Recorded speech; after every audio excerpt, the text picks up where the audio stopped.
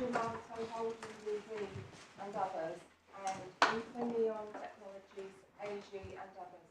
Part heard. Morning, Mr. Joe. Good morning, my lord.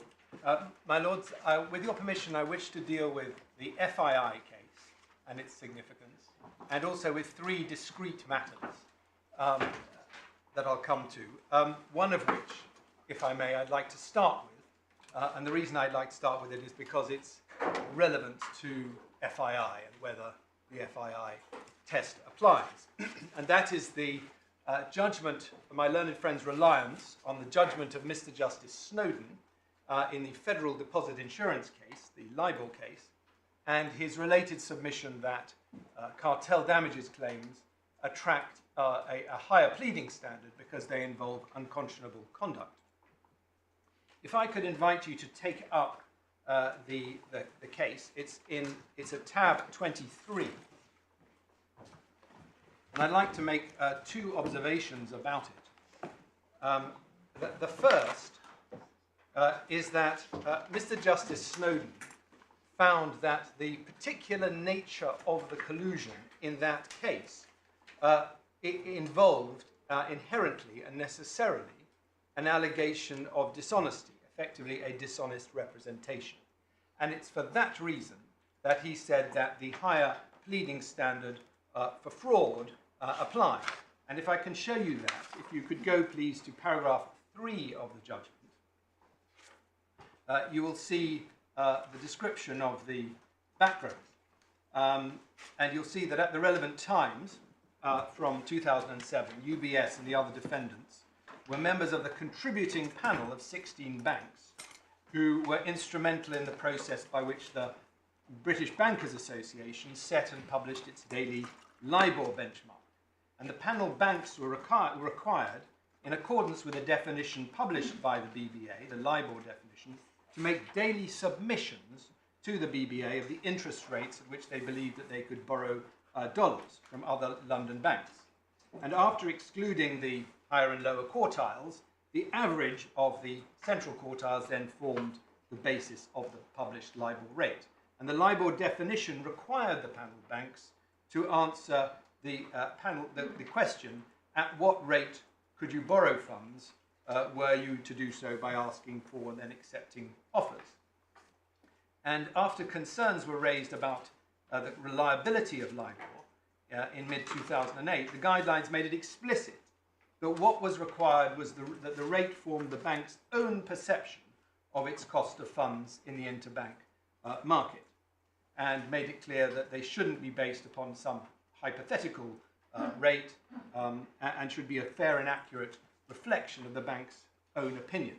So that was the background, and the allegation you see in paragraph 5 is that the banks colluded with each other to suppress the level of LIBOR by making artificially low submissions to the BBA of the rate at which they believed they could borrow, what's called lowballing. And if one goes to paragraph 40 of the judgment, which my learned friend I think took you to or referred to, you'll see that having referred to the principles on which one must plead fraud or dishonesty, he then says, such principles are, in my judgment, relevant in the instant case, because although dishonesty is not a necessary component of a claim under Article 101, it's difficult to see how an allegation that panel banks colluded to engage in lowballing for the purposes of suppressing LIBOR could be anything other than an allegation of dishonest conduct. The essential requirement for each bank was to submit a statement of the rate which it believed it could borrow. It's inherent in the concept of LIBOR as a benchmark, and was explicit in the guidance that the rate had to be that which the individual panel bank genuinely believed that it could borrow dollars in London at the stated time. So that is why he says that's the particular nature of the allegation of collusion in that case that drives the judge to argue that, at least arguably, the fraud standard applies. Now, that is not true in competition cases generally, and it's not true in the present case. It's common ground, and my learned friend conceded, that pleading an infringement of Article 101 doesn't require any allegation of fraud or dishonesty. And if you need authority for that, one can see it in the case of IB and the Queen, which is in the bundle at tab 7, paragraph 27. Now, my learned friend, I think, submitted that nevertheless a higher pleading standard does apply because cartel damages claims involve an allegation of what he called unconscionable conduct. And we don't accept that. And we don't believe that there's any authority to support it. None, at least, has been cited. Just as pleading an infringement of Article 101 does not require the pleader to assert dishonesty, so too it doesn't require the pleader to assert unconscionability. Infringements of Article 101 can be committed negligently without realizing that what was done was morally wrong, and it need not necessitate that the conscience of those involved was necessarily affected. And when you read the pleadings in the present case, which I invite the court to do if you've not done so already, they're at tabs 11 and 12 of the core bundle, you will find no allegation of unconscionable conduct. And of course, no allegation also I wonder if the concept of conscionability here is really referring to that sort of a notion. I'd always understood the argument for a higher standard to be based upon the law that competition law is quasi-criminal and can expose a defendant to very substantial penalties. Therefore, I mean, I think there's a judgment of Mr. Justice Roth to that effect, which, whether it means you have to plead something to the fraud standard might be a different question, but it perhaps justifies a proper degree of particularity and so on. I think, I'm sure it's not dishonesty or conscionability in that sense. I think it's the exposure of a defendant to that external risk. That's particularly so in cases where there's a regulator that is as here, the European Commission. Well, the European Commission, but not when you have a claim, what would be a standalone claim for damages, and one sees in cases. Why not?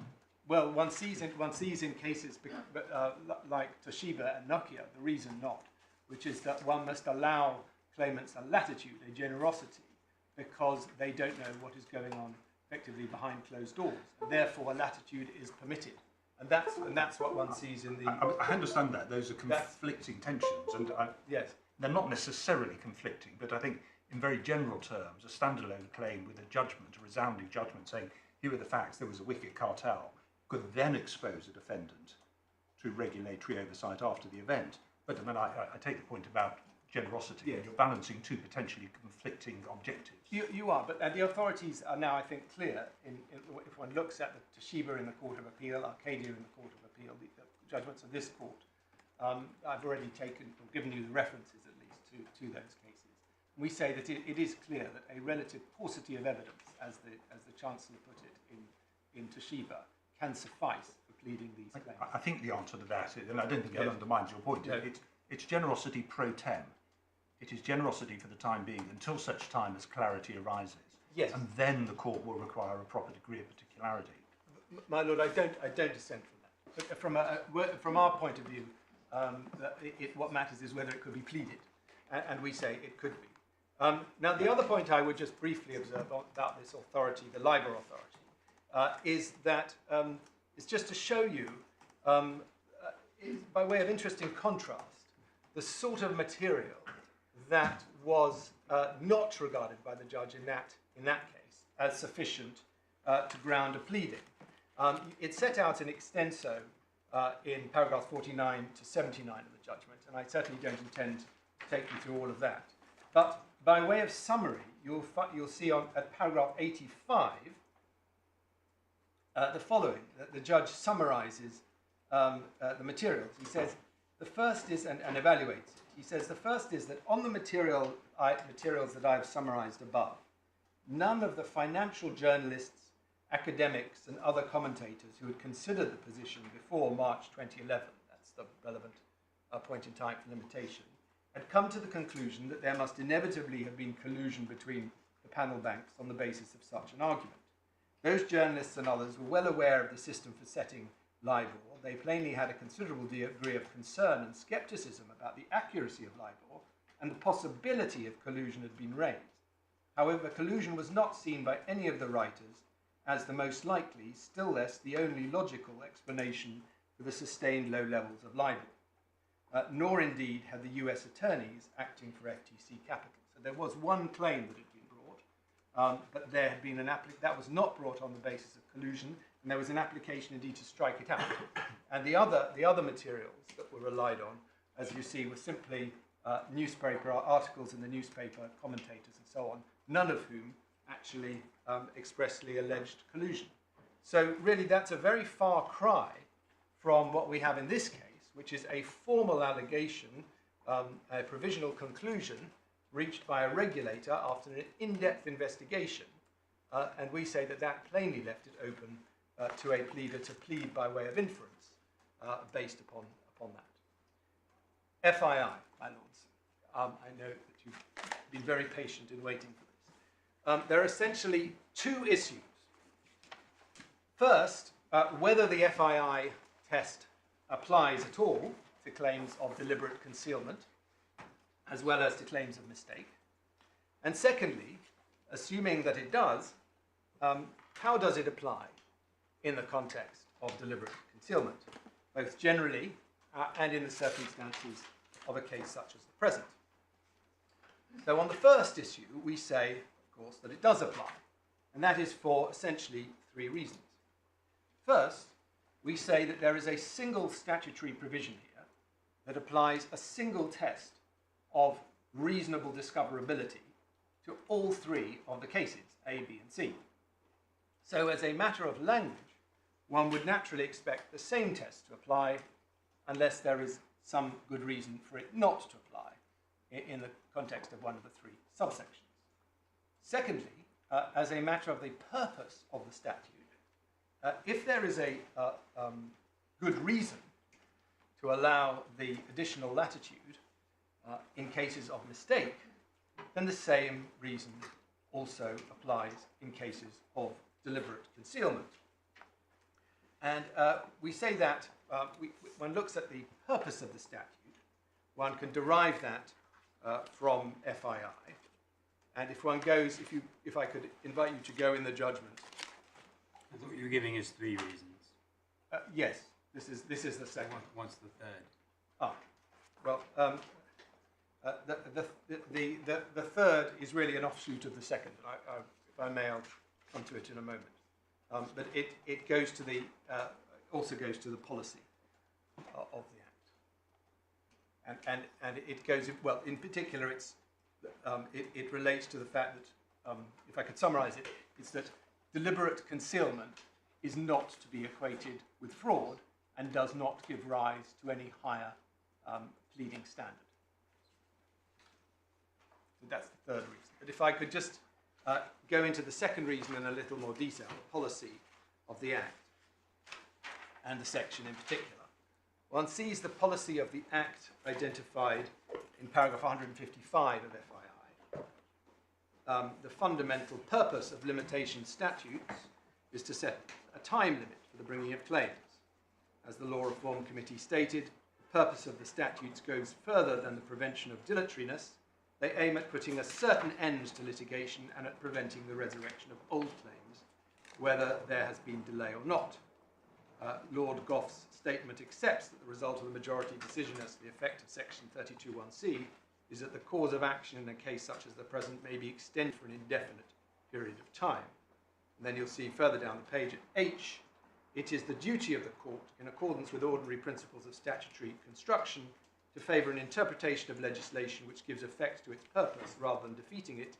Lord Gough didn't, however, undertake any analysis of section 32(1) and made no attempt to give it a purposive interpretation. So that's the general... I'm so sorry, I'm just trying to pick up the reference you were reading from. Forgive me, my lord, it's paragraph 155. 155, thank you. So that's the general Which purpose. page is it on? Forgive me. Please, which page? It's on page 75 of tab 25.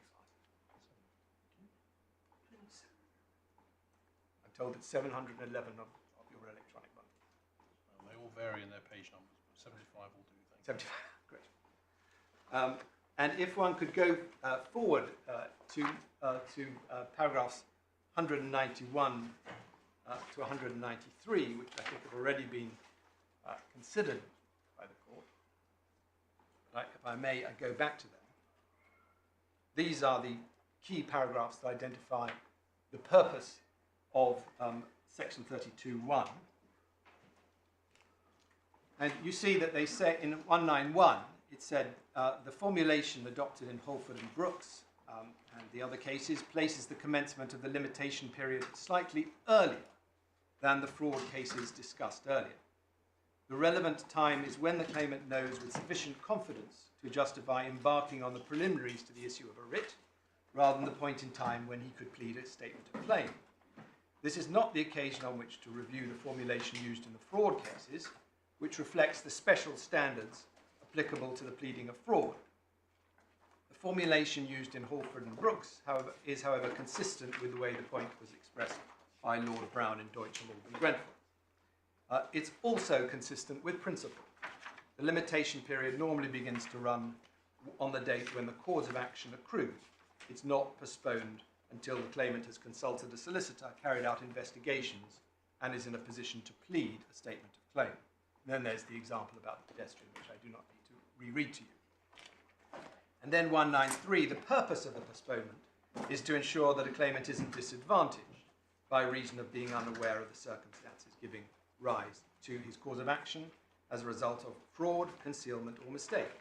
That purpose is achieved where the ingredients of the cause of action, including his having made a mistake of law, if time runs from the point in time when he knows or could with reasonable diligence know that he made such a mistake with sufficient confidence to justify embarking on the preliminaries to the issue of a writ, such as submitting a claim to the proposed defendant, taking advice and collecting evidence. So we say therefore that those purposes apply just as much in cases of deliberate concealment as they do in cases of mistake. Now, in cases of fraud, as the court observes in 191, one can at least see an argument that there might be a different approach because of the special requirements for pleading fraud or dishonesty. But as I've already submitted, there's no such special pleading requirement in this case, or in other cases when it comes to deliberate concealment. And for clarity, a plea that there has been deliberate concealment does not entail an allegation that there has been fraud or dishonesty. It is right to note that under the old 1939 Limitation Act, the equivalent provision of what is now deliberate concealment referred to not deliberate concealment, but to concealment by fraud. However, that was watered down in the case law, and subsequently the language was changed in the new Act. Now, I don't think you need to, the language was changed to deliberate concealment. Now, I don't think I need to take you to it, but for your, in the interest of time, but for your reference, I think the leading case now on the meaning of deliberate concealment is the Canada Square case, the judgment of Lady Justice Rose, which you'll find in paragraph 26. And you'll find a reference to the old language and the watering down in paragraphs 32 to 33. And you'll also find a clarity in Lady Justice Rose, as she then was, as judgment, at paragraph 64 to 77, where she holds that there can in law be deliberate concealment without active concealment. There only needs to be an intent to conceal the facts in question.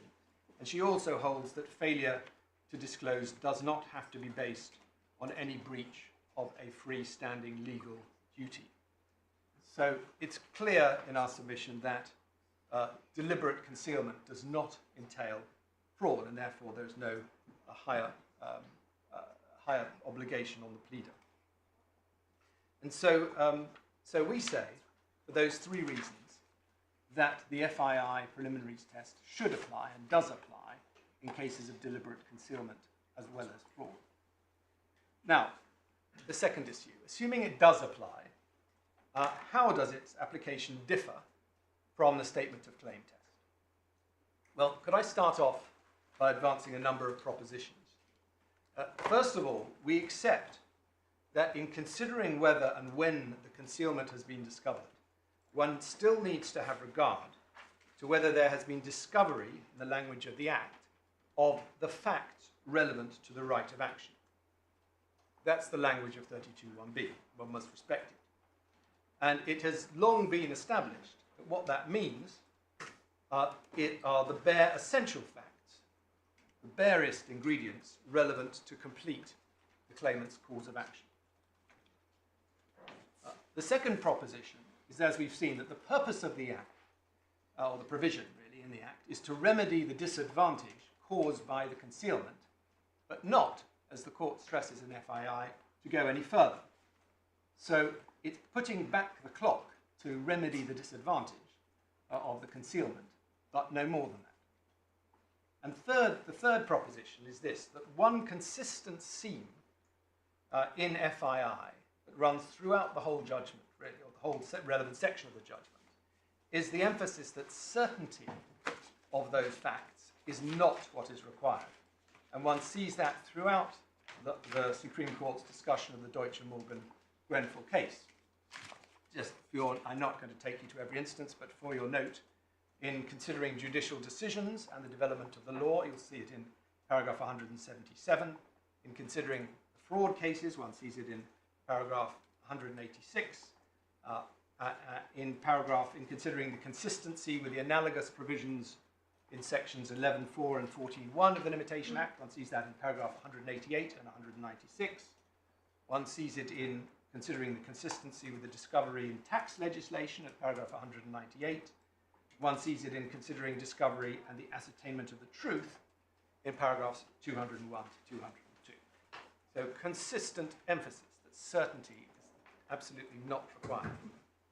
Now the fourth proposition is that the new test, as we've seen from the passage I read to you, paragraph 191, is intended to kick in earlier and not later than the statement of the claim test. The fifth proposition is that it's clear that the test remains objective. It is not a subjective test, and one sees that in paragraph 255. And the final proposition are the terms of what the FIA test actually says entails, namely that the claimant must know with sufficient confidence to justify embarking on the preliminaries to the issue of a writ. And the examples given of such preliminaries are submitting a claim to the proposed defendant, taking advice, and collecting evidence. And when they talk of submitting a claim, they can't mean the claimed form, they mean, in effect, the letter before action. Can I just ask you to clarify what you mean by the test is objective, not subjective, 255. What 195 talks about the knowledge of the claimant actually or constructively. Yes. So mixture, I mean, you're focusing upon the individual. If the individual has actual knowledge, whether or not the reasonable person would or not have done, then they're impressed with knowledge, aren't they? Yes, that is true. No, that's true. It's actual knowledge, or it is a constructive knowledge of a person in their position.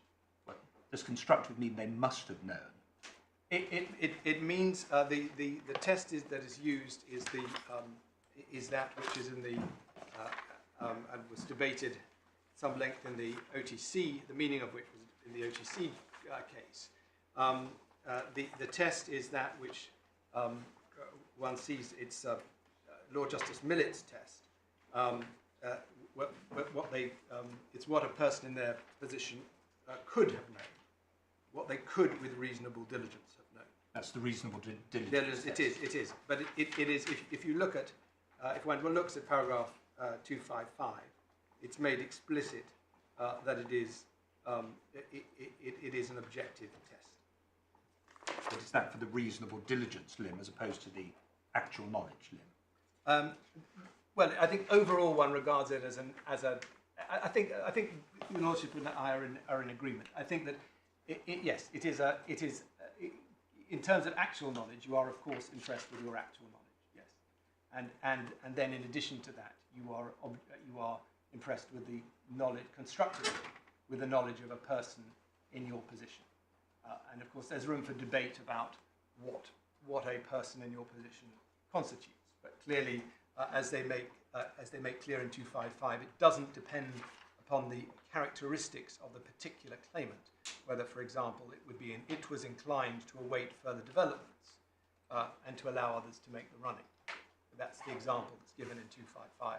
The standard is could, as Lord Justice Millett emphasised. And that objectivity, I suppose, does also apply when it comes to, if you like, what people will infer from those facts. In other words, would someone infer from the facts that they do know that they're in a position to embark on the preliminaries? So it both goes to knowledge, but also to the actual application of the test itself. And the actual knowledge in this case and the inference that can be drawn may be different, although in your case they'd be satisfactory. Even if one assumes that the claimant here didn't have actual knowledge, yes. Your case is that on the basis that a statement of objections was issued, that you were able to learn that it was horizontal, that it concerned these defendants, you could infer that at the very least the European Commission had concluded prima facie Yes. that there was a case to be answered Yes. of a horizontal nature involving this defendant, of whom you were a customer. Indeed. Defendant was a customer. Indeed. Without any doubt, yes. I mean, in a sense, one doesn't need to get into the question of whether there was as in some of the other cases, whether there was a trigger to put somebody on notice to investigate, and then whether they actually investigated in a case like this, because one knows that when it's conceded that they had actual knowledge of all of this. Well, they had knowledge of those facts. Of those facts. The inferences you could draw from those facts are not actual facts about the cartel. They're actual facts about the Commission's belief at that point in time that they issued an SO.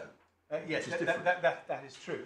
And we say that on the basis of that, it was reasonably open to a pleader to plead.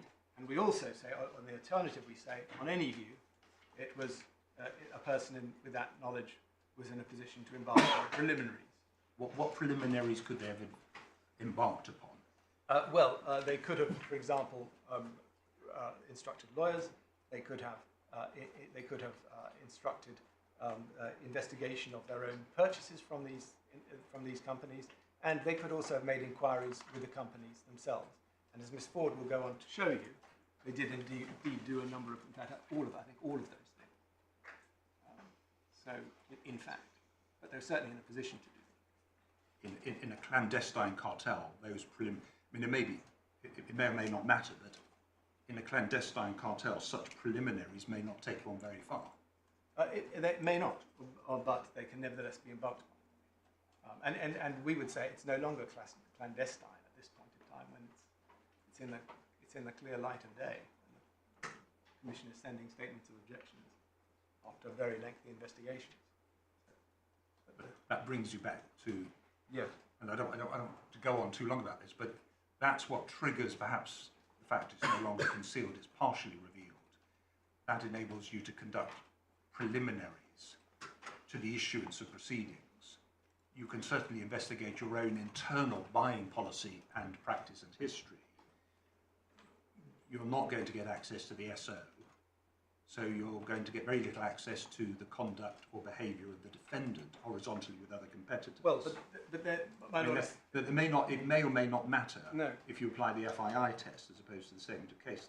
Well, in our submission, it doesn't matter which one you apply, because we say if you apply statement of claim, perfectly pleadable, and if you apply FII, of course you could write to the defendants and say, were you involved? I've seen this allegation has been made against you. Is it true? We're very alarmed by this. And is this correct? And they say we've investigated. We can find no evidence of culpability. Well, that's not what my client said in response. We were never asked. And they did, in fact, inquire of not in fact either of our clients directly, but they did make inquiry of another alleged adversary of the decision, as Ms. Ford will show you in due course. So, but they're certainly the point I make at this stage is simply it's objective, and they were in a position to make those inquiries, and that's what matters. So, if I may just draw those various, I've advanced those 6 propositions. If I could draw them together. We say that under the test, what the court must ascertain is whether a claimant has received or would, if they've been acting reasonably diligently, have received sufficient material about the essential facts relevant to their right of action, to their cause of action, to be able reasonably to embark on those preliminary acts of writing a letter to the defendant or taking advice or gathering preparatory evidence. If a person in the claimant's position would have had sufficient information reasonably to do those things, then it has discovered the concealment under the FII test. It doesn't need to know those facts with certainty. It doesn't need to be even in a position immediately to plead them. It just needs to be in a position to be able to know sufficient of those essential facts to embark on those preparatory steps to a claim. And as I've said, now in the present case, as you know, Gemalto could have pleaded a viable claim. We say it was open to it, but on any view, we say it had enough to be able to take those preparatory steps. And at that point, the game is up as far as concealment is concerned. That marks the discovery of the concealment under the FII test. My Lords, unless you have any further questions on FII, I plan to deal with two further discrete matters. The first is the significance of the denial, as it's called, put a bit high, by Infineon. We say that FII makes clear that denials by the defendants without more are essentially irrelevant. But I have to add one further point from the perspective of my client, Renesas, because the existence of denials by Infineon is not, on any view, a point that can affect the position of Renesas, because it is not alleged that there was any denial on the part of Renesas. Now, it would be naive to suppose that a denial on the part of Infineon itself should be taken at face value, but it would be more than naive. It would just be plain stupidity to suppose that a denial by one cartelist never, in some way, suggests that another alleged cartelist is also to be taken to be denied. And so we say it can make no possible difference as against my client, at least. The other point I just wish to mention was my learned friend's reliance on the evidence and the witness statement, and in particular statements in the witness statements of skepticism on the fact that the cartel prices were going down. Well, one needs, we say, to tread very carefully here. The witnesses were cross-examined, including on the point about prices going down. We made submissions also to the judge about the fact that the witnesses were not reliable. We made submissions that they were not the right witnesses, because we said, or at least not all of the obviously relevant witnesses were called. They didn't include the CEO or the superior officer. They didn't include any of the in-house lawyers. And the judge's assessment of the evidence is at paragraph 10 of her judgment. And if I could just remind you of that. She says,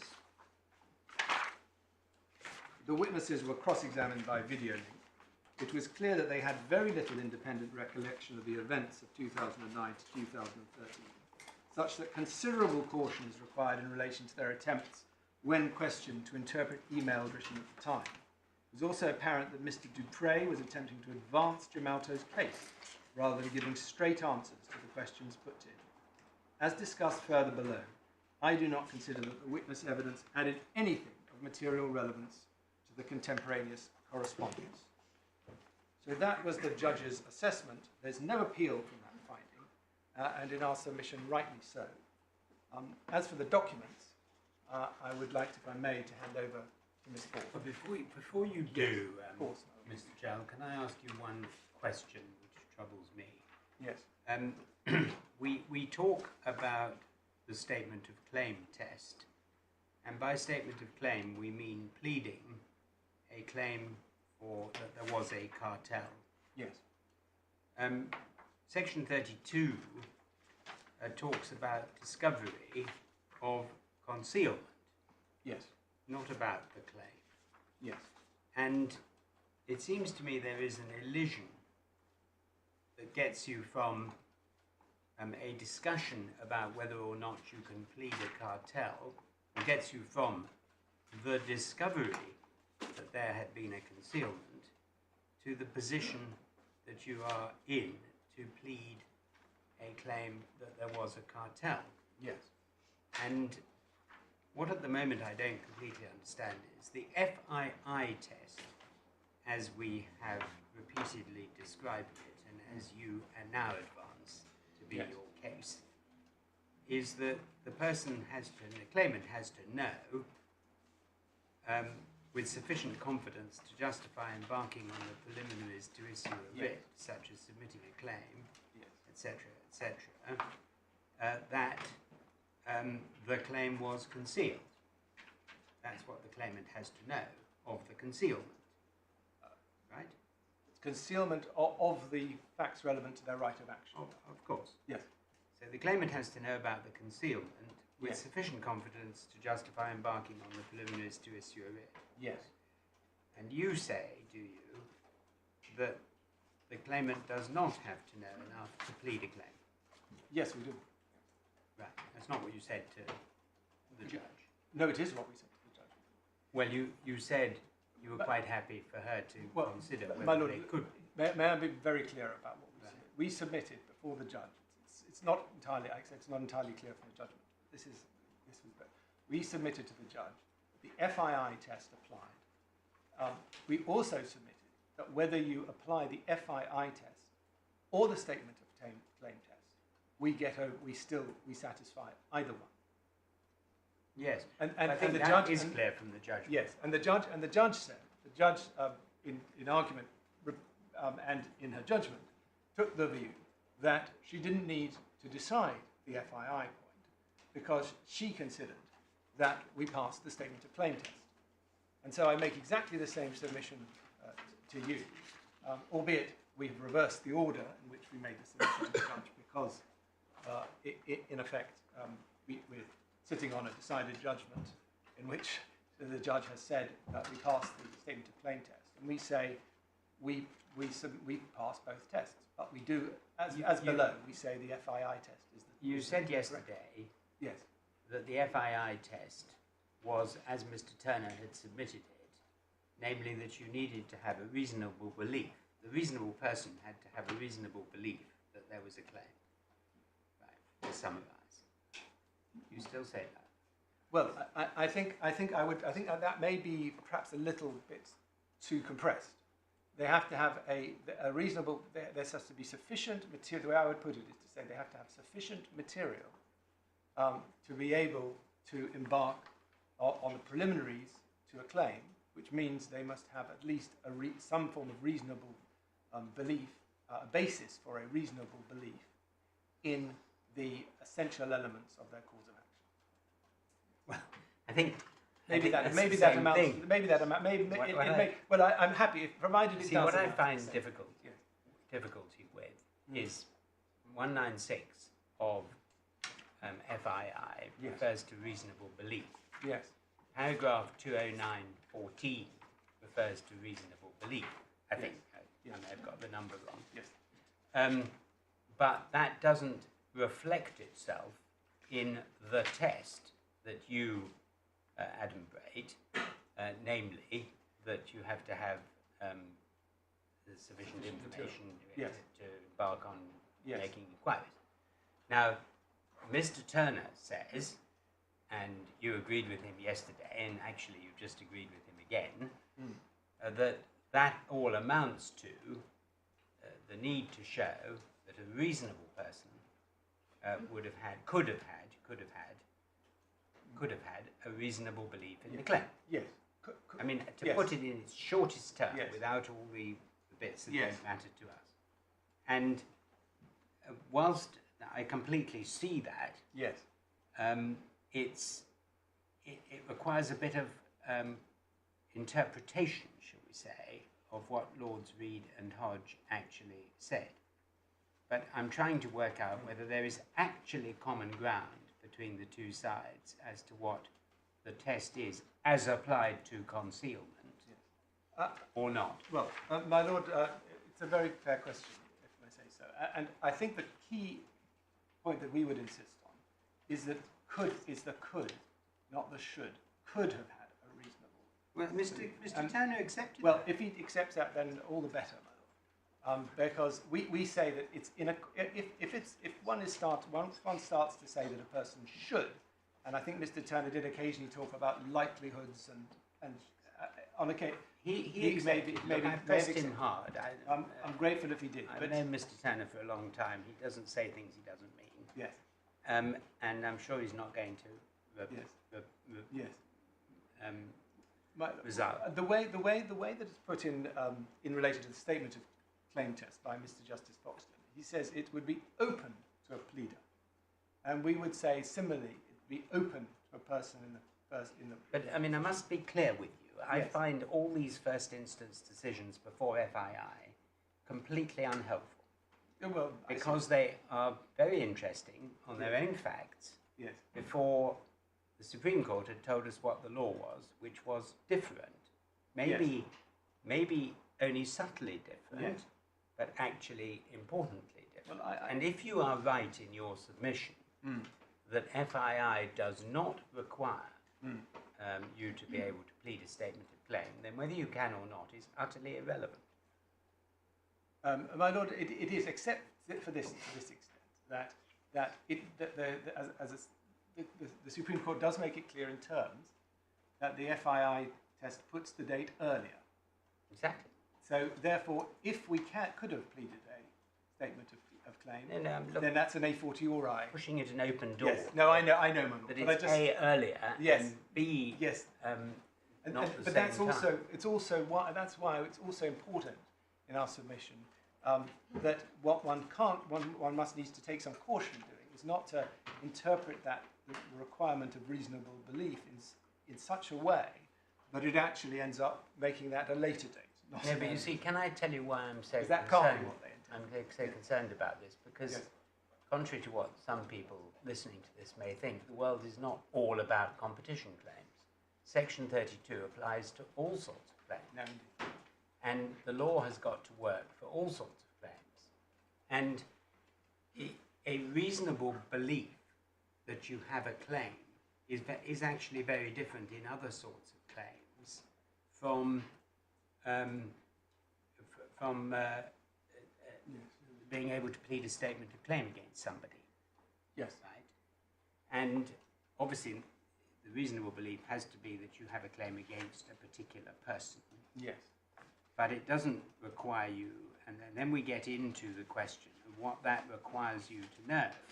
Now, Mrs. Justice Bacon said you had to know all the elements of the claim, and Mr. Turner's second point is, well, we didn't know the period, and so Yes. we couldn't Yes. have a reasonable belief in a claim without knowing the period. You haven't addressed that, but I'm sure Ms. Ford will Ms. Ford address will. that. But what I'm keen to make sure is that if we formulate a test taken from FII, Yes. it is applicable not only in the rarefied atmosphere of multinational corporations fighting a competition case. Well, I see that. And so, I mean, you know, you can take the short adjournment to have a think if we get there, which I suspect we will, to think whether there's anything you want to say about the test, bearing those points in mind.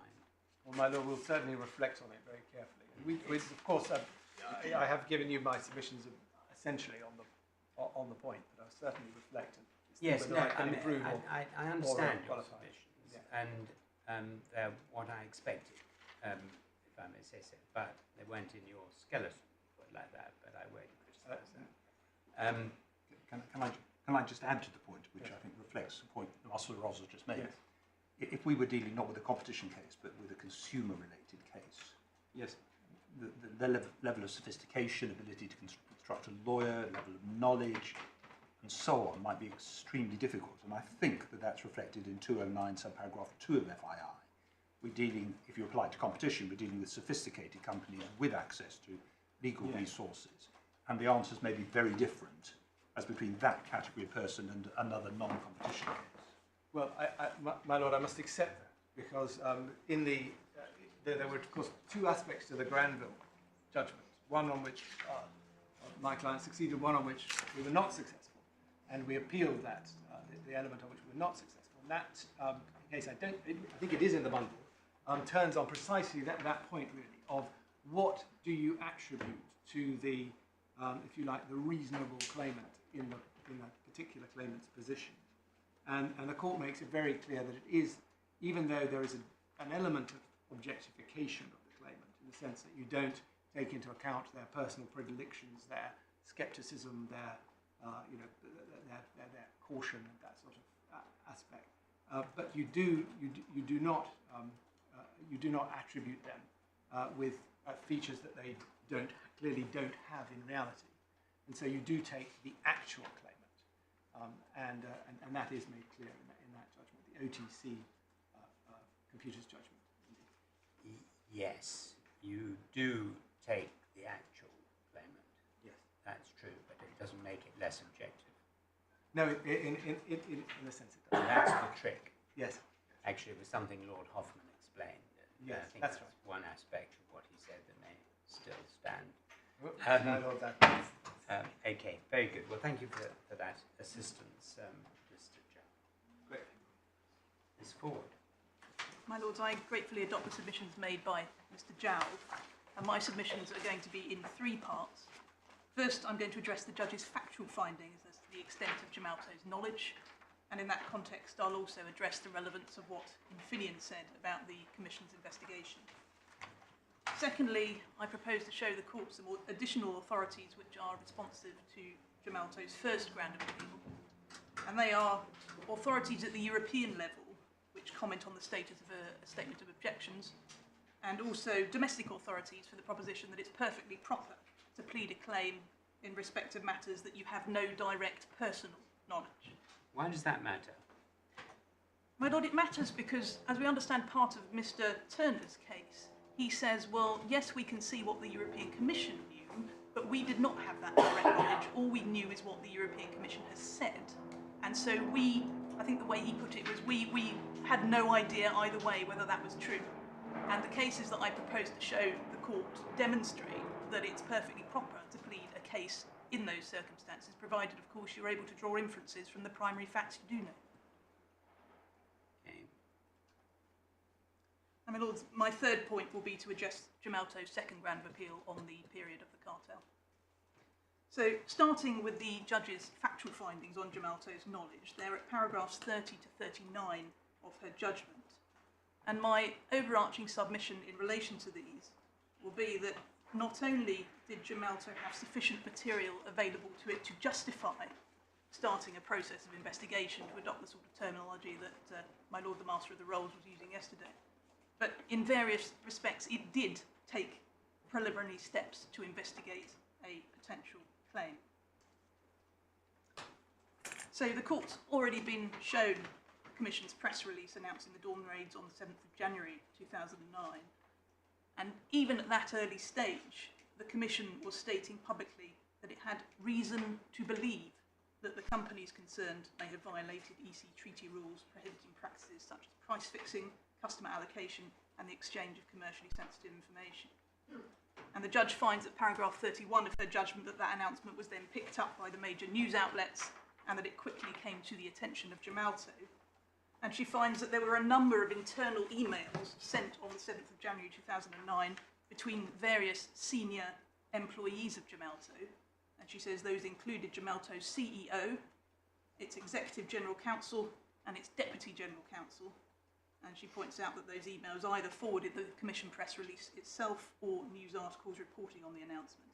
And some of those then named Infineon. And at paragraph 32, she cited one such email by way of example, and it's the one in Supplemental Bundle D, tab 3.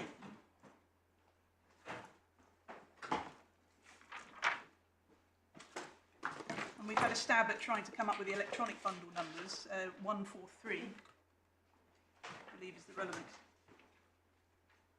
So this is the beginning of the document. If we start at page If you were to use an electronic bundle, you wouldn't need to stab. I apologise, my lord. It seems that the bundles have managed to develop different bundling as between different numbers as between the They various have versions. actually. That's something we won't blame you for. Okay, this is an email of the 7th of January 2009. My lord, it is. And Mr. Turner showed you the passage at the bottom of the page in the original French version. So this is the translation. And he placed emphasis on the phrase "the crime which remains to be demonstrated." But the sense that there's no dispute with that, and that's not really your point. I mean, Mr. Turner accepts there's a case to be met when an essay is, and however one elevates it or demotes it, there's a case to be met. It's serious, following a serious investigation by a specialist regulator. How much more do you need than that? My lord, indeed, that part of it is not in dispute. It is instructive to look at what's going on in the rest of this email thread, because it shows exactly how much Gemalto appreciated at a very early stage. So if we go essentially back in this document by 2 pages, so to page 4, you can see that there is a news article headed "German group Infineon targeted in EU card probe. Sites belonging to the German semiconductor maker Infineon were searched within the framework of the European Commission probe into suspected price fixing of so-called smart cards," the company said on Wednesday. That is then, if we go back in a further 2 pages to page 2, that news article is being forwarded at the bottom of this page, bottom of page 2, by a Mr. Tan. He's forwarding it to various people, including Mr. Defouchier, who was one of Gemalto's witnesses, and you'll see the comment there, he says, "amazing." Mr. Defouchier then forwards it on to Mr. Roqueplot and Mr. Dupre, and he copies in Julien Lacat, who is an in-house lawyer at Gemalto, and this is the passage that Mr. Turner also showed you, where he's saying, "Please use your key account buyer network to fish for serious information of this." So in my submission, even at this early stage, Gemalto is taking steps to investigate by making inquiries of its suppliers. Mr. Dupre then replies in the email above, and he makes 2 points. First of all, he says it's all the more amazing because Infineon, with Samsung and a few others, but not ST at the time, were already caught red-handed for the same kind of collusion in DRAMs. So he's making the connection with another cartel case. And he says, "It's worth noting that beyond the fines of the US courts and the years of prison time for certain heads of division stroke sales, the clients had also made claims and obtained compensation later on by mutual agreement in addition to the fines." So he's identifying the possibility of claims for compensation. Mr. Dupre, in page 1 in this tab, then sends a further email, and he's pointing out that in addition to the other parties that have already been identified, Renesas is also involved. And he also comments on his understanding about the nature of the conduct. So he says this does not only concern the prices, but also the Kappa products preferential treatment allocations. So that's the... Sorry, where's that? I'm sorry, my lord, that's the top of page 1. This is the email from Mr. Dupre. Okay. So that's the example that the judge gave of the sorts of emails that are being exchanged on the 7th of January 2009. She then finds in her paragraph 33 that by the 16th of January 2009 there were discussions within Gemalto about consulting law firms, and starting in supplemental bundle tab D, tab 1,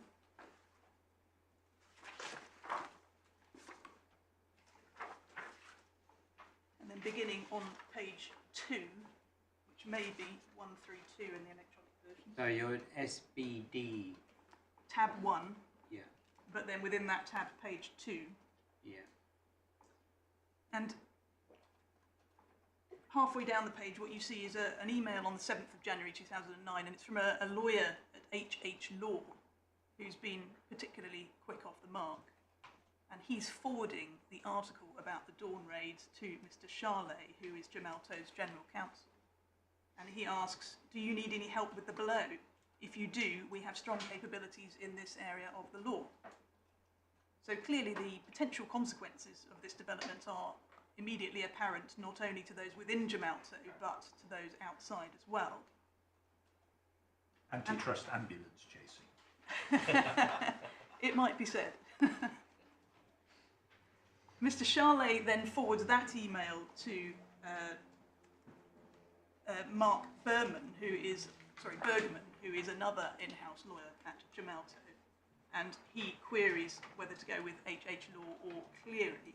And Mr. Bergman, at page 1 in this document, is then attaching the Commission's press release and saying he's going to do more research on which firm would be better positioned. On the 15th of January, and this is in tab 2, the next tab, Electronic Bundle 158. Sorry, it's tab 8, I apologise.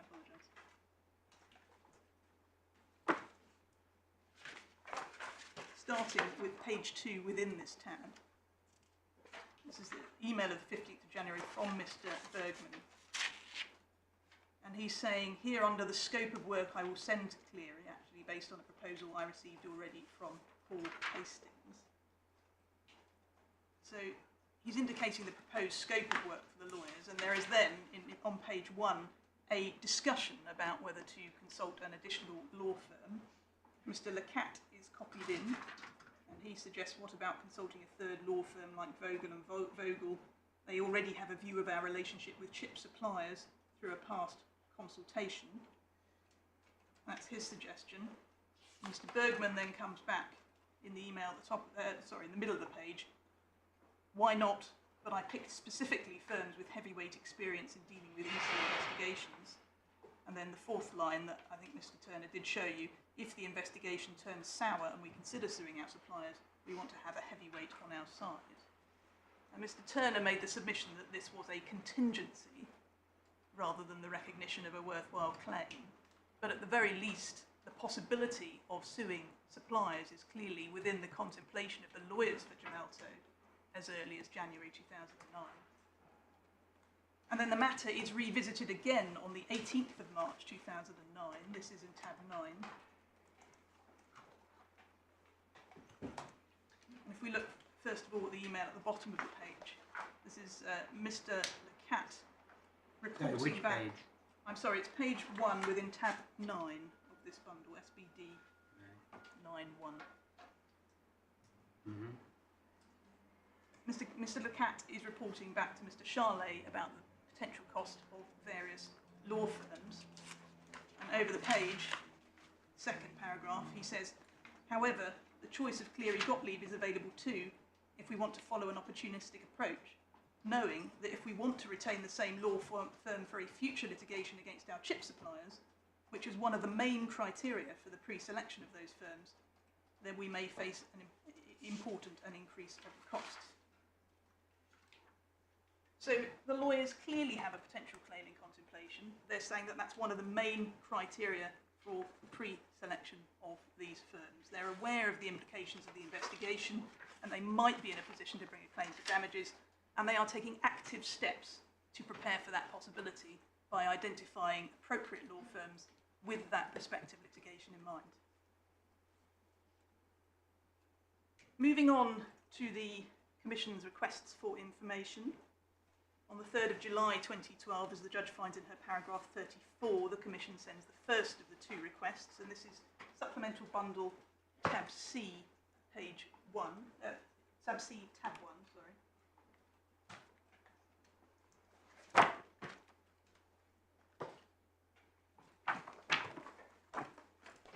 And starting at page 3, which might be Electronic Bundle 88.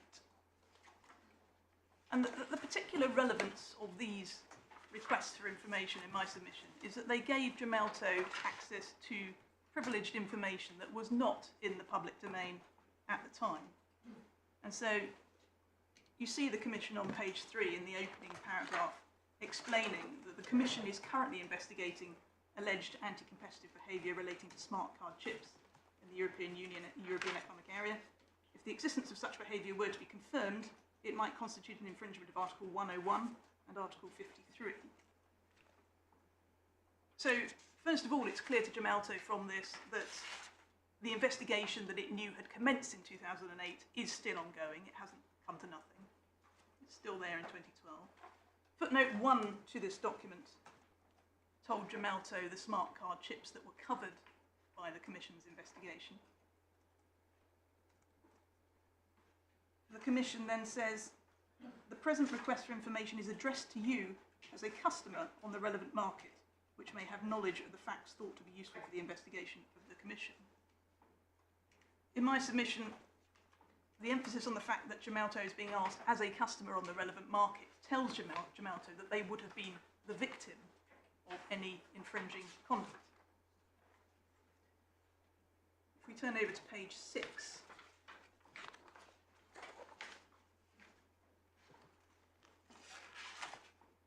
there is then the heading, questions relating to the functioning of the business in the period 2003 to 2006, and Gemalto are asked, please reply to the following questions with regard to the period 2003 to 2006, and that's defined as the relevant period. In my submission, by saying to Gemalto, we are investigating potential anti-competitive conduct, you, Gemalto, are being requested to provide information as a customer on the relevant market. Please provide that information in respect of the following relevant period. Gemalto would, in my submission, have been in no doubt that that is the time period which is covered by the Commission's investigation. It's the obvious inference to draw from this document. On the 25th of September 2012, the Commission then sends Gemalto the further request for information. It's in tab 4, supplemental bundle C. Electronic page 114. And as you've been shown, it contains the same introductory paragraph at the outset. And then at page 4, the Commission is now asking questions about 4 smart card chip producers, Philips, Samsung, Renesas and Infineon. And the inquiries again concern the period 2003 to 2006. So this is the period in relation to which inquiries are being made, not in one request for information, but in both.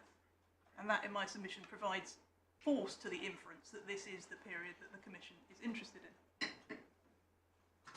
And by virtue of being the addressees of requests for information, Gemalto has got a unique insight into the Commission's investigation, which does go beyond what is purely available in the public domain. They were aware of the products that were being investigated. That was spelled out in footnote 1. They've been told the relevant time period. They can see the producers concerned because they've been asked about 4 of them. And they know that the investigation is ongoing and that the Commission remains concerned about anti-competitive conduct. And all of that information is essentially imparted to these claimants directly by the Commission.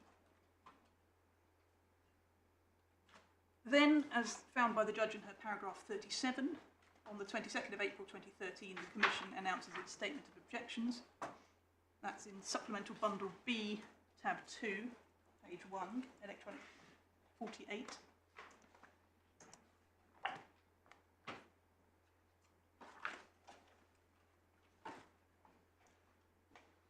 And what we see is that the language used by the Commission has evolved. So at the dawn raid stage, it was informing the public that it had reason to believe. And in the RFIs, it told Gemalto that it was investigating. And now we see that the Commission is expressing its preliminary view that smart card chip producers may have participated in a cartel in breach of EU antitrust rules. And it says the Commission has concerns that certain chip suppliers may have agreed or coordinated their behaviour in the European Economic Area in order to keep prices up. It spells out this would be in breach of Article 101. Again, as the judge has found in paragraph 38 of her judgment, that's an announcement which is reported in the press, and it's also discussed in Gemalto's internal emails, and she makes findings of fact about those internal discussions in her paragraph 38. And she makes the point that although the Commission's press release didn't identify the companies concerned, Bloomberg subsequently reported the same day that each of Philips, Infineon, Samsung and Renesas had confirmed that they'd received the statement of objections. and that was an article which was forwarded internally within Gemalto. She also finds that the CEO of Gemalto sent an email to the CEO of NXP, which is a spin-off from Philips, asking for his views on this announcement. And that's a supplemental bundle D, tab 11, electronic number 163.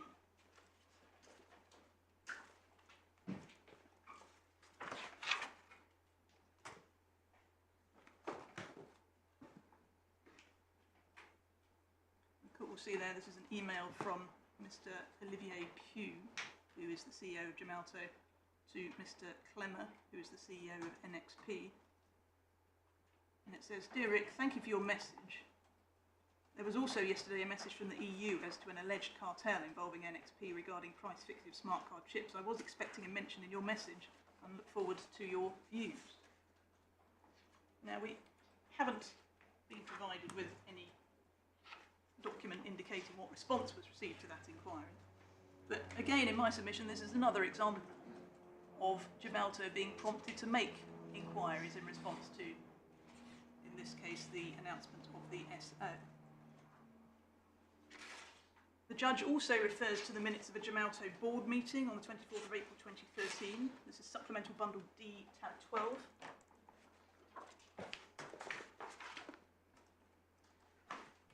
And this is a document that Mr. Turner took you to, and he made the submission that the reference to unlawful activities, if any, in this document discloses the position of Gemalto as a company at this point. And he made a submission that Gemalto doesn't appreciate a worthwhile claim arises because it's saying, if any. In my submission, that's not a correct reading of this document, because what the board is here recounting is what it has stated publicly in response to media inquiries. And that's not necessarily reflective of its internal view. The board is saying, in answer to a number of recent media inquiries, we had to explain that Gemalto was not manufacturing chips and hence was not involved in the investigation launched by the European Commission against chip manufacturers. We could only be the victims of unlawful activities, if any. It's recounting what's been said to the media. It's not purporting to set out Gemalto's internal concluded view as to the claim. But on any view, what we can see from this is that Gemalto recognised they would have been the victims of the cartel that's been provisionally identified by the Commission. So in my submission, the factual position is that not only did Gemalto appreciate that they were potential victims, but they had started to make their own inquiries of suppliers and to line up their lawyers. Now, Mr. Turner also sought to rely on what Infineon said in response to inquiries. And Infineon's position on this is set out in its statement of case on limitation. That's in the core bundle, tab 16, starting at page 1.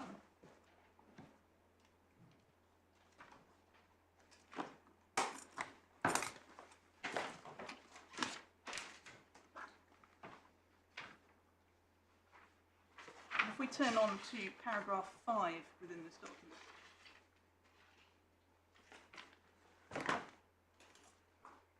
it's explained at paragraph 5 that the Infineon defendants accept that they are bound by those findings of the Commission set out in the decision that are necessary for the operative part of the decision.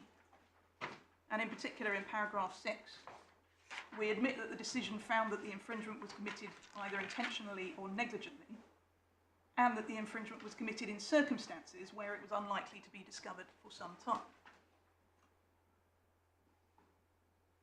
And in those circumstances, for the purposes of the preliminary issue, we did not contest deliberate concealment within the meaning of Section 32 of the Limitation Act 1980, because, as the Court is aware, Section 32(2) provides that deliberate commission of a breach of duty in circumstances in which it was unlikely to be discovered for some time satisfies the test for deliberate concealment. So we have not. Was that an amendment? That was an amendment brought in later, Section 32(2), breach of duty. Or has that always been there from? I would have to check that, my lord. I'm afraid we can. It wasn't introduced for the purpose of competition, because of this sort of issue. I certainly don't understand it to be relative to competition. No. So that is why we did not contest deliberate concealment for the purposes of the preliminary issue. But importantly, as we've set out in paragraph 7, while it's accepted that the decision established the first defendant's participation in the infringement found therein, the Infineon defendants have consistently maintained that none of the 11 contacts that the first defendant had with its competitors infringed competition law, and there's a footnote to the submission that was made to the General Court in that regard. And that paragraph also points out that none of the evidence cited by the Commission that the parties knew about the illegality of their contacts, that was the evidence that Mr. Turner took you through yesterday, none of that actually concerns Infineon. And so we do deny at paragraph 8 that the Infineon defendants deliberately concealed the meetings in respect of which the infringement was found, because from Infineon's perspective, they did not consider them to be unlawful. So Infineon had throughout maintained a sincere belief in its innocence. And that is the context in which we come to the judge's findings of fact about what Infineon said when it was asked about the allegations. And this is, in my submission, important because Mr. Turner placed some reliance on the comments of Lord Justice Males in OTC Computers that defendants should make a clean breast of it. And that if they don't come clean, then if they find themselves facing stale claims, then it's their own fault. And in my submission, that is not a fair approach in relation to a defendant which is genuinely maintaining its innocence in relation to the allegations it's facing, as it is fully entitled to do. Now, the judge made factual findings about what was specifically said, and those are in paragraph 88 of her judgment. Core bundle, tab 9, page 17.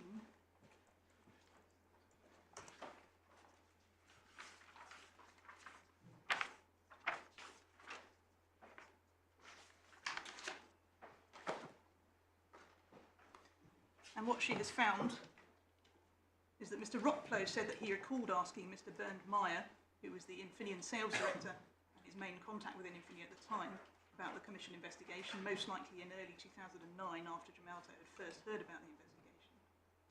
According to Mr. Rockplow, Mr. Meyer had responded by saying that Infineon was not concerned about the investigation and had nothing to hide from the Commission.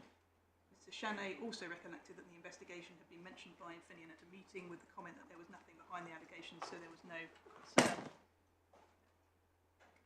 The court will appreciate that these comments are made at a very early stage in 2009, and that is an accurate statement of Infineon's position at the time. Mr. Turner also showed you Infineon's slide. This is Supplemental Bundle E, tab 2.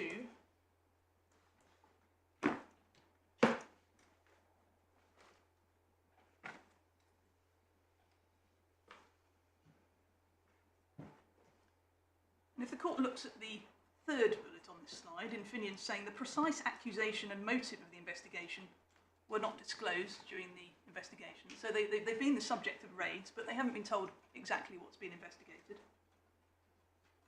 It then makes the point, fifth bullet, and this is the one that Mr. Turner placed reliance on, that intensive Infineon internal investigations have not revealed any suspicious facts. And then if we look at the sixth bullet, second sentence, Infineon says, for the time being, we have to await further statements of the Commission after their analysis of the results of the investigation. So Infineon's saying we've got limited information at this stage, but it's indicating we'll await further statements from the Commission. And in my submission, nothing in this slide, which is really a very measured statement, would suggest to a potential claimant that if the Commission were to proceed to announce a statement of objections in relation to this matter, that Infineon is saying to them that statement of objection should be disregarded. Quite the contrary. The Commission is saying we are waiting to hear from the Commission further. So the judge dealt with the reliance on these materials in our submission correctly at paragraph... During the Commission proceedings, I know there was some settlement discussions, I think, which the Commission refers to in one of its press releases. Did the defendants dispute the allegations in the SO? Was there a denial of liability? I imagine there was. Infineon has consistently disputed the allegations, although, as I've indicated, it obviously doesn't dispute that it is now bound by the findings in the decision, but it has consistently maintained its innocence in relation to the allegations. Mr. Zhao's going to say the same thing. No, Mr. Zhao was going to say that Renaissance was the leniency applicant. With what? Was the leniency applicant, therefore. Right. Admitted. And of course, while there is reliance placed on inquiries that were made in 2009, it's not said that there was any reliance placed on by the claimants on any assurances they received at any later time. So we do say that the judge dealt with this correctly, where she deals with paragraph 90 of her judgment. And what she does is she cites the Supreme Court in FII, paragraphs 196 and 202. And she makes the point that it's in the nature of litigation that facts and law are commonly disputed, and it's the function of the court to resolve these disputes, and the fact that a defendant disputes an element of the cause of action does not mean that the commencement of the limitation period is postponed until the dispute has been resolved. And the passages to which she refers they fall under 2 of the 9 points that my Lord the Master of the Rolls identified as being contained in the relevant judgment of the Supreme Court. And it's 2 which are capable of applying in the circumstances of the present case. The first is paragraph 196. This is Authorities Bundle 25, page 89. Electronic number 725.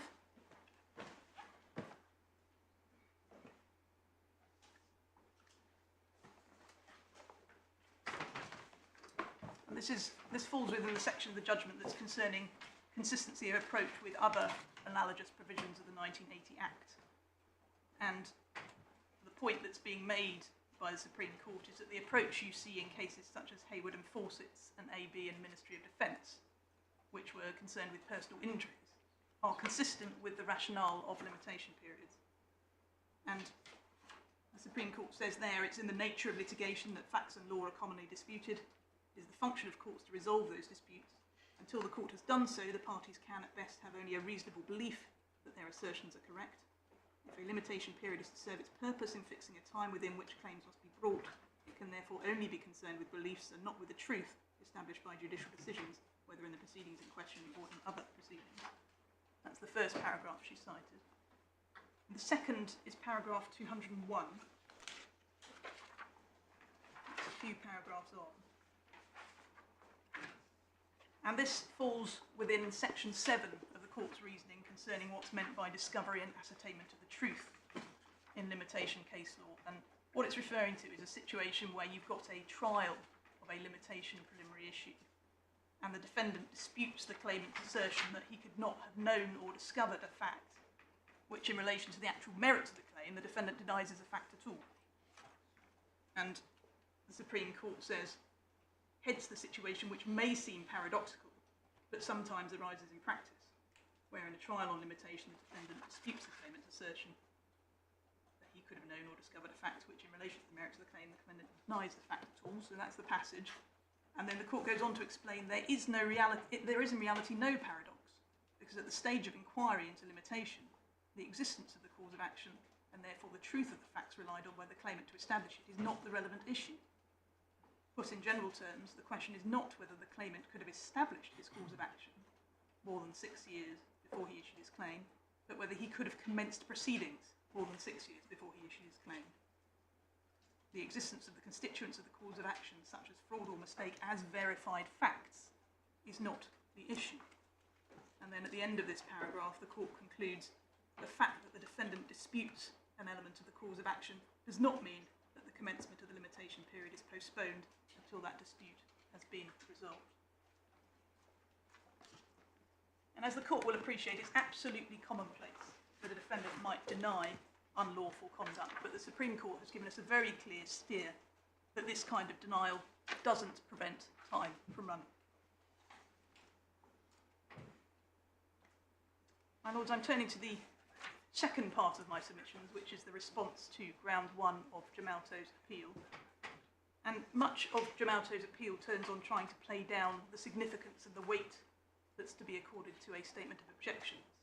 And Mr. Zhao has shown you why that's not sustainable by reference to the Commission's notice on best practices. What I propose to do is to show you two additional European cases which comment on the status of a statement of objections.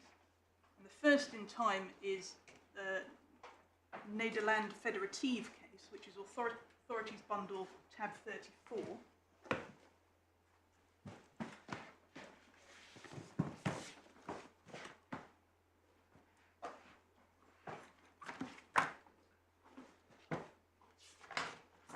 I hope that the passage that I rely on should be electronic number 9963.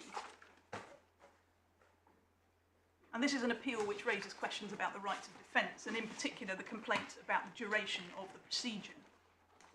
And if the court looks at paragraph 78 on page 29,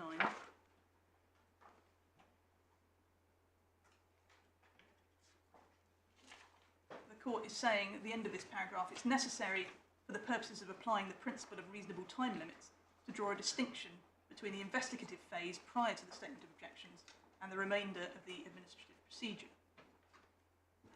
And in 79, the court goes on to refer to European Human Rights Convention case law, and it says, in criminal matters, the reasonable time referred to in Article 6.1 of the European Convention runs from the time at which a person is charged. And it cites authority for that proposition. And then it says, in a procedure relating to community competition policy of the kind at issue in this case, the persons concerned are not the subject of any formal accusation until they receive the statement of objections.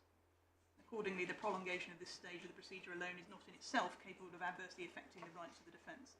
So what the court's saying there is that it considers that it is the statement of objection which constitutes the formal accusation for the purposes of ECHR case law. And then paragraph 80, it goes on to say, on the contrary, the notification of the statement of objections in a procedure intended to lead to a finding of infringement presupposes initiation of the procedure under Article 3 of Regulation number 17. By initiating that procedure, the Commission manifests its will to proceed to a decision finding an infringement. So by issuing a statement of objections, the court says the Commission is manifesting its will to proceed to a decision finding an infringement. Slightly broad, isn't it? Quite a broad observation in quite an old case. I mean, everybody knows that statement of objections meander, change, expand, contract, are abandoned for whatever reasons. They can be, but if it proceeds, the next step is a decision. Does it mean more than that? Well, that's entirely fair. It does go to the submission that Mr. Turner was making about what it is that the Commission is saying when it issues an SO, and what can be understood by. Yeah. And I think there the court Qualcomm saying, probably is, which I think was cited by Mr. Turner, is, makes the point. I don't think it's inconsistent. That's just rather a broad statement in saying we intend to go to a decision. It's brackets. We intend to go to a decision. Open brackets. Depending. well, depending on the exercise of the rights of the defence by those persons to whom the addition of the Some statement defendants of put up a objection. good defence. Well, that's entirely possible. I don't dissent from that at all. And it's consistent with the other case I was proposing to show your lordship. It's tab 37.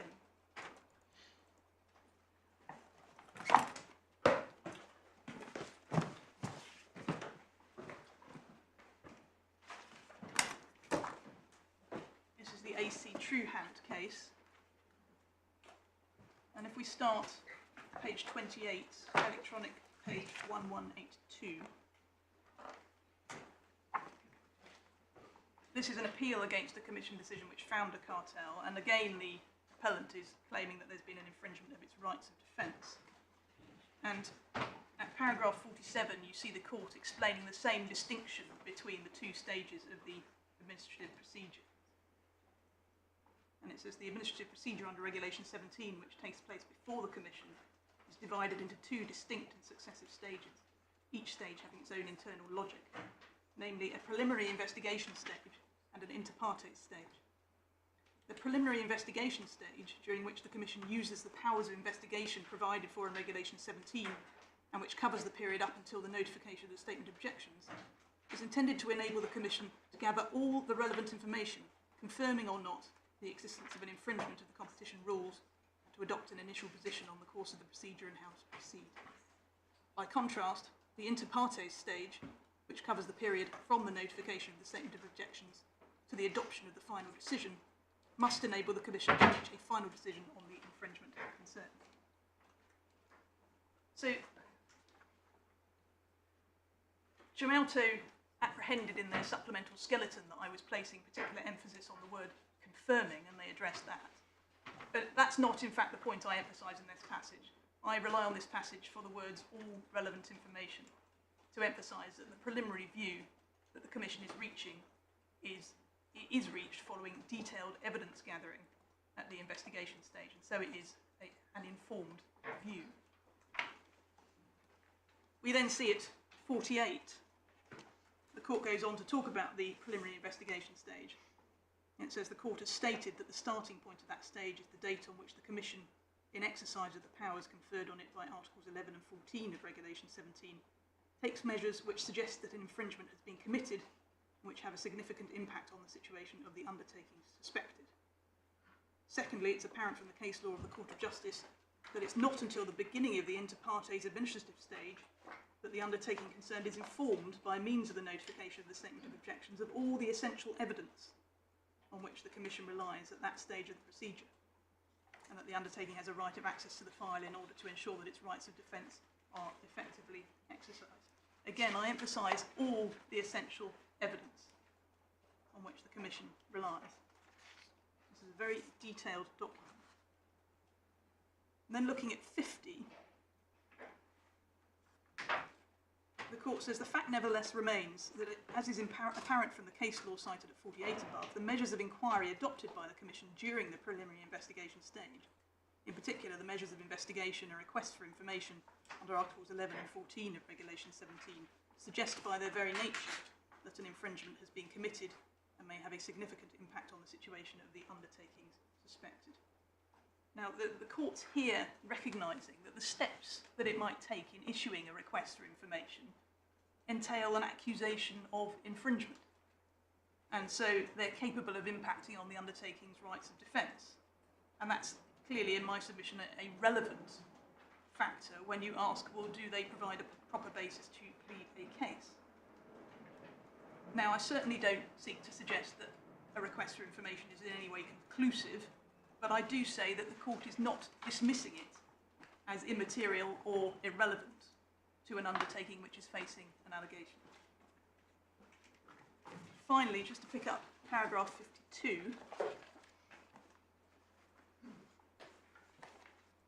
the second half of this paragraph, the Court says, even though in formal terms the undertaking concerned does not have the status of a person charged during the preliminary investigation stage, the initiation of the investigation in its regard by the adoption of a measure of inquiry concerning it cannot generally be dissociated in substantive terms from the existence of suspicion, hence from an implied imputation of misconduct for the purposes of the case law. So 2 points come out of that. The first is that the effect of a statement of objections is that the undertaking has the status of a person charged from the perspective of the European Commission.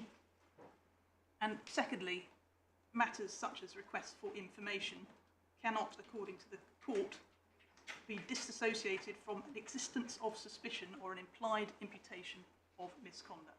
And I simply draw attention to that because it does go to the extent to which it is permissible to draw inferences from those documents.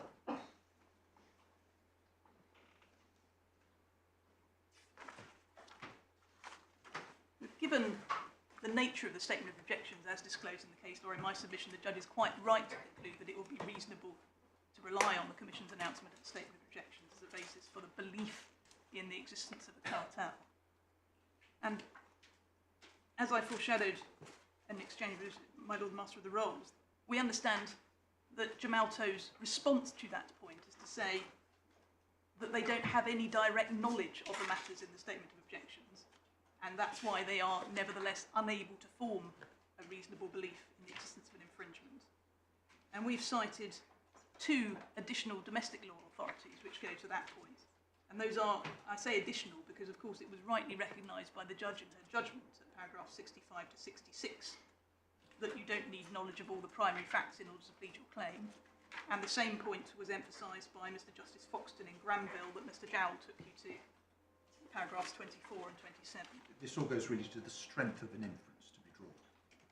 It goes to the legitimacy of pleading a case based on inference in circumstances where you don't have any actual knowledge yourself. And the reason we've cited these is because, as my lord, the Master of the Rolls indicated, the approach in this case has to be capable of applying across the board, not just the competition cases. And so domestic cases that apply in other areas of the law are, in my submission, informative as to the correct approach. The first one is Clark and Marlborough Fine Art, and this is Authorities tab 11.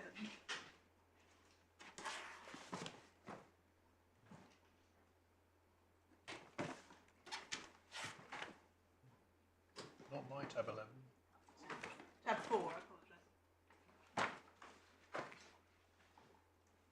I'm sorry, it was actually then proposed to take the court to page 11. A very typical consumer kind of case, all about the entire opus of the works of Francis Bacon.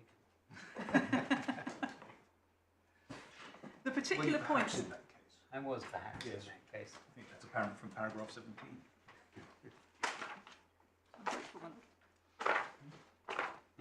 The particular point that was in dispute in this case was whether or not it's permissible to plead mutually inconsistent allegations in a pleading.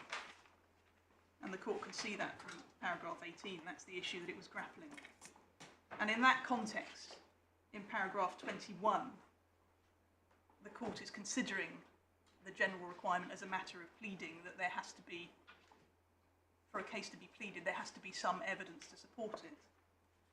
But it goes on to point out in 22 that there may, however, be cases in which the claimant has no personal knowledge of the events which form the factual basis of the claim. And it says executors or liquidators of companies are obvious examples. They are often required to investigate matters years after they've occurred with a view to establishing a possible claim. Where's that?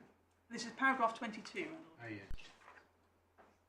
And the court is stating that, and it's not suggesting that there's anything in any way inappropriate in pleading on that basis. And indeed, it was conceded in that case that it was appropriate to proceed on that basis. You can see that in paragraph 23, partway down.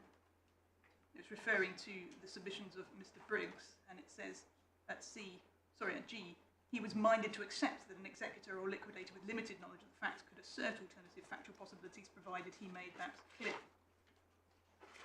And the way the court eventually resolved this issue is at page 16 in paragraph 30. And it says it's really a matter of drafting, but unless it can be said that one of the alternatives is unsupported by any evidence and is therefore pure speculation or invention on the claimant's part, he's entitled, in my judgment, to sign a statement of truth in those circumstances. We're, of course, not really concerned with a situation of inconsistent alternatives, but we are, in my submission, concerned with one of the building blocks of the judge's reasoning in this case, and no one took issue with the fact that there can be no objection to a pleading which is advanced in the absence of personal knowledge of the facts. The same comes through very clearly from the second case. This is Gelati and MGN, which is Authorities Bundle. Another consumer case about phone hacking. Your Lordship's familiar with this one? Yes, it is. Yes. And it's tab, I think, 15.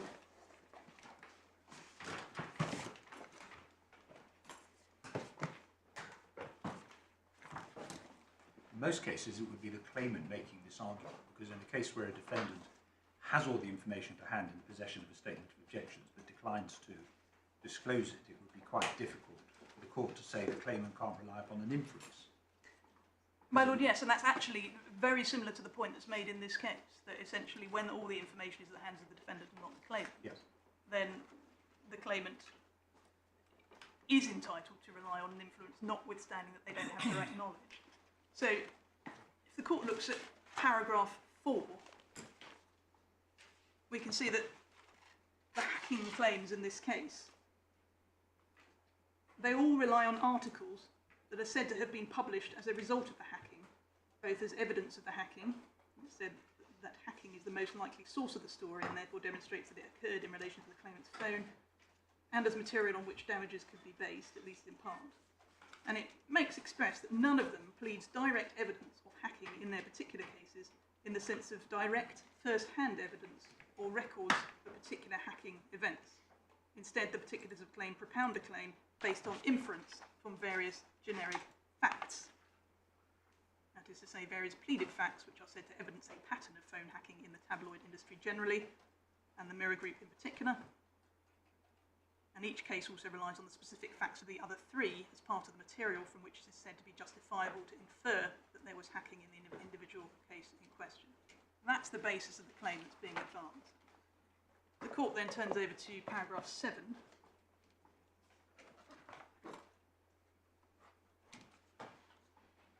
The submission that the court's facing at the beginning of this paragraph is that the case should not be allowed to go to trial, simply because it's asserted that some further evidence may turn up. And then the counsel that's advancing that submission is relying on ICI chemicals. And the court in this case distinguishes ICI chemicals. At the bottom of this paragraph, it says he was also not dealing with the familiar case, in which a claimant makes an ostensibly sustainable allegation but acknowledges that the process of disclosure is necessary to make a case stronger or to have it investigated properly. It's a familiar state of affairs that a claimant is ultimately reliant on disclosure from the other side in order to bring his case home, particularly in cases where the nature of the wrong is such that the defendant's activities were covert, so that if the case is good, the defendant is likely to have a substantial amount of material in its hands with no equivalent in the hands of the claimant. Unless the prospects of getting disclosure are fanciful, the claimant is generally entitled to maintain its case in those circumstances. It goes on to say it's not to say that claimants are entitled to embark on speculative cases in the hope that disclosure will throw up something useful. The claimant must have more than that to start with, but the inability to make a full case without disclosure is not, in my view, a bar to starting the litigation in the first place.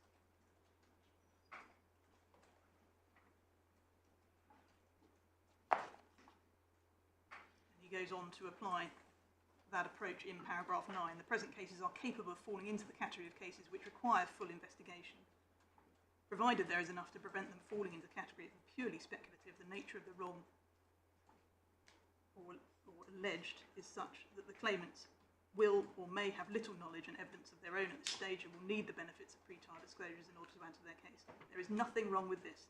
It is what disclosure among other steps are for. It goes on to say the alleged activities were covert. By their nature would be activities of which the victim would know little or nothing. Better evidence of what happened would lie with the defendant.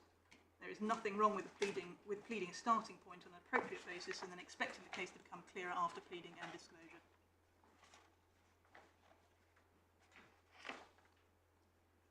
So the simple submission I make on the basis of this is evident that it is perfectly permissible to plead a case when you don't have your own personal knowledge of the facts. And it's worth just picking up paragraph 11 while we're here, which goes to the question of dishonesty. Whether or not the dishonest standard for pleading applies. This is, of course, an allegation of phone hacking. And the judge is saying the present case is not one in which the cause of action is couched in dishonesty or is one which involves a particular state of mind. It is based on acts which are said to be a civil wrong and which also happen to be a criminal offence. It's not appropriate to impose the strict requirements applicable to fraud cases to all cases involving criminality. And that, in my submission, is entirely consistent with the submissions Mr. Jow made to you about the fact that competition law allegations are not based on an allegation of dishonesty. All those cases bring back fond memories, Miss Ford.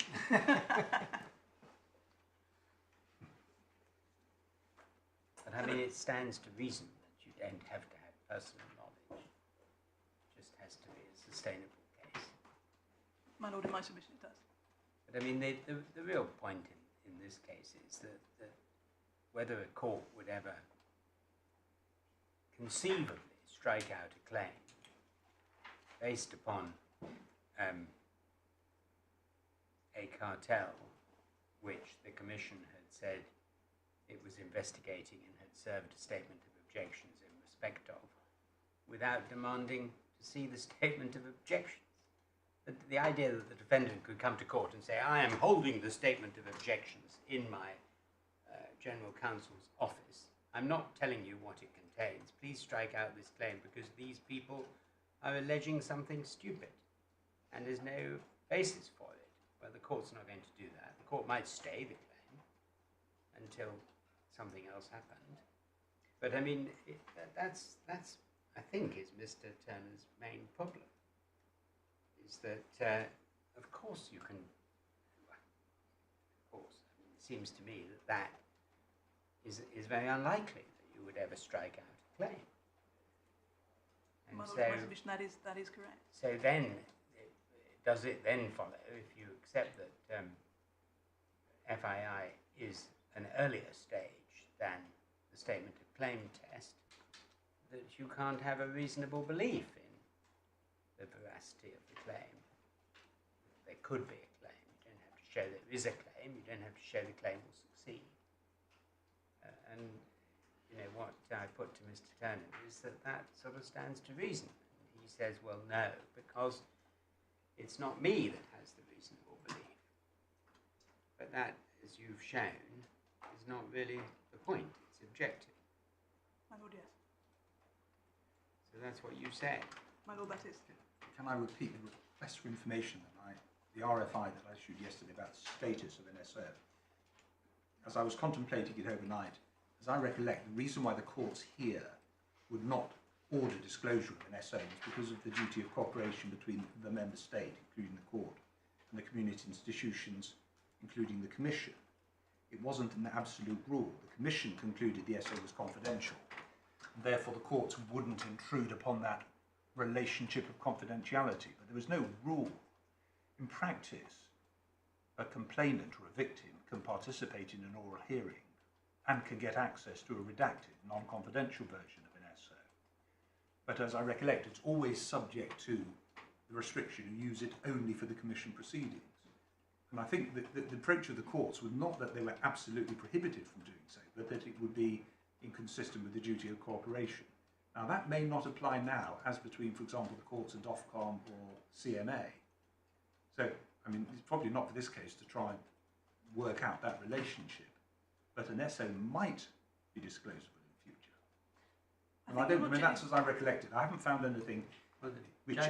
judge said it was confidential with 39. Yeah. Didn't say any more than that. I think your lordships are quite right that there is not an absolute rule. The concern is to comply with obligations of confidentiality which have been undertaken towards the Commission. And so there might be ways around that if, for example, there were a confidentiality risk. And that's the way in which confidential versions of the Commission decision are then disclosed. There are other circumstances in which the court might not disclose direct disclosure of a statement of objections, for example, on proportionality grounds. The reason I say that is my Lord Justice Birss may recall that he presided over 2 CMCs in the Vodafone claim, which was a claim brought on the basis of this Commission decision back in 2014. One of the issues that my Lord Justice Birss determined was whether to direct disclosure of the statement of objections. I And can tell you that determined he did remember that. he mentioned it this morning. But he wasn't sure it was this decision, but it was. That's right. My lord, it was. And in that case, your lordship determined on proportionality grounds not to direct disclosure because it would entail redaction on the basis of Pergam. And your lordship didn't think that that was appropriate, particularly in circumstances when the decision had since been issued. And because it may not want the SO because the decision may be available in a couple of years' time and which overtakes events. So if you're staying because the SO is irrelevant. But I mean, the availability of an SO in principle, I mean, if the claimant on a precautionary basis serves proceedings to protect limitation and it turns out they've got the wrong end of the stick, a defendant could say, well, here's the SO, got nothing to do with your claim. And the judge might strike that out. But I think, my Lord has observed, I think the courts are going to be exceedingly reluctant to summarily dismiss a claim that has been precautionarily advanced to preserve time in circumstances where there's only fragments of information about, which is really Mr. Turner's point. This is too uncertain. You've got fragments you're trying to put together, and the decision is a much more certain basis. There may be a cost if we were to conclude that you were right and he was wrong. The cost might be that it makes it virtually impossible for anyone summarily to have a go at a pleading, even if it turned out to be a bit premature.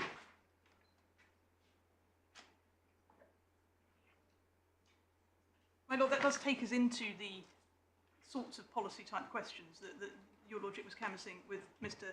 Turner. And our submission that no force in the submission that if the court were to conclude that time ran in the circumstances of this particular case, because it's always a fact-sensitive assessment, if the court were to determine in the circumstances of this particular case that time runs from the announcement of the statement of objection, that's not going to open the door to speculative or premature claims that are incapable of being struck out. The first point to make in relation to that is that, as Mr. Jow pointed out, there's no reason why a different test should be applied to competition claims than any other claims. And there's no recognised problem of premature or speculative claims in other areas of the law. So why should the application of the same objective test give rise to problems in competition law claims? In my submission, it wouldn't. I think the problem, not certainly the issue, is whether it's speculative. I mean, if we're sitting there looking at addressing an application to strike out a pleading on the basis it's exiguous, but we know an SO has been issued, which is not before the court, it's very hard for us to say it's speculative. We're going to simply say, well, absent the SO, why on earth would we strike this out? Speculative or not, you're not prepared to show us the SO for us to decide that your submission that it's speculative is well-founded. Well, my Lord, as we've discussed, it may be that an SO can be disclosed into a confidentiality ring in circumstances where the decision has not yet arrived, because in that circumstance it is all that exists. Yep. It might well be said, as your Lordship has indicated, that once you've got the decision, the SO is then superseded. And so that might be a basis on which you might resist disclosure of the SO. But certainly at that stage, that is one possibility. Secondly, the judge recognised a further possibility, which was that the claimants, if they had wanted to wait for the comfort of the Commission decision, in the circumstances of the present case, they would have been in time to do so. And that's likely to be the case in the majority of cases. Ms. Ford, can I just have a question that's been bugging me about that. Imagine the law was that imagine that there's an SO, the party decides to wait, but the decision doesn't come out for 7 years rather than 6. So if the law is that the limitation period starts to run from the SO, the 6 years has passed, does the 2-year period that you have to bring a claim off to bring a follow-on claim, would that permit the claimant to bring a follow-on claim after the decision, even then, although they'd be limited to the follow-on claim? They couldn't bring any more standard. Is that right? My Lord, that's right. In the Competition Appeal Tribunal, there's a specialist 2-year limitation period. Yes. So From the decision. From the time the decision becomes final. Yes. And so, so in fact, after appeals. yes. Yes, I had a case about that recently. I can't quite remember whether it raised any of these questions. But, But just to engage with the premise of your Lordship's question, your Lordship said if the law is, time starts running from the point of the SA, it is of course important to emphasise again that it is a fact-sensitive question, and Sure. so the time might run from that time. In the circumstances of this case, it will not necessarily. It's no part of our case that it always will. I understand. I'm just trying to make the question easy. Just coming back to the practical consequences.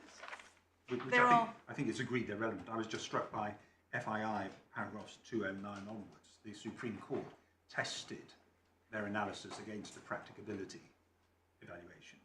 I already did. Point 10 in the list. Yes. Yeah. Yes, and in our submission, if one does that here, no concern arises for a series of reasons. The first of which I've already addressed, which is as the court said, in most cases, if you wait for the Commission decision, you're still in time to do so. But also, there are other practical steps that a claimant can take. So it can negotiate a standstill agreement with the defendant. It can issue the claim and seek to stay it. I say seek because, of course, that was a possibility that the judge identified. In my submission, she didn't say that it would always be inevitable that a claim would arise if a claim, that the stay would be granted if a claim was proceeded on the basis of a statement of objections. And in my submission, it would be open to the claimant to issue the claim and progress it. So they could, for example, seek directions for disclosure. And it's quite common for directions for disclosure to ask for revision of the contemporaneous documents which the addressee provided to the European Commission. And that would enable the claimant to see those documents which the Commission can see and then to take a view. as to whether it wishes to pursue the claim in the light of those documents.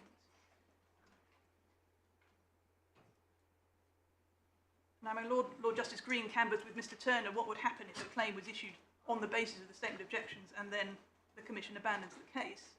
And Mr. Turner's answer was that case would have to be withdrawn. And in my submission, of course, it's the claimant's choice, but that need not always be the case. It is open to the claimant to seek disclosure based on the case that is pleaded and to seek to establish collusion on a standalone basis. And as your Lordship pointed out, there might be a number of reasons why the Commission might abandon a case, and those reasons might not necessarily go to the underlying merits. So one cannot assume that a case where the statement of objection isn't then followed by a decision should necessarily fail. And of course, that scenario raises the oddity. Is it the case that the claimant's time never actually ceases to run in such a circumstance?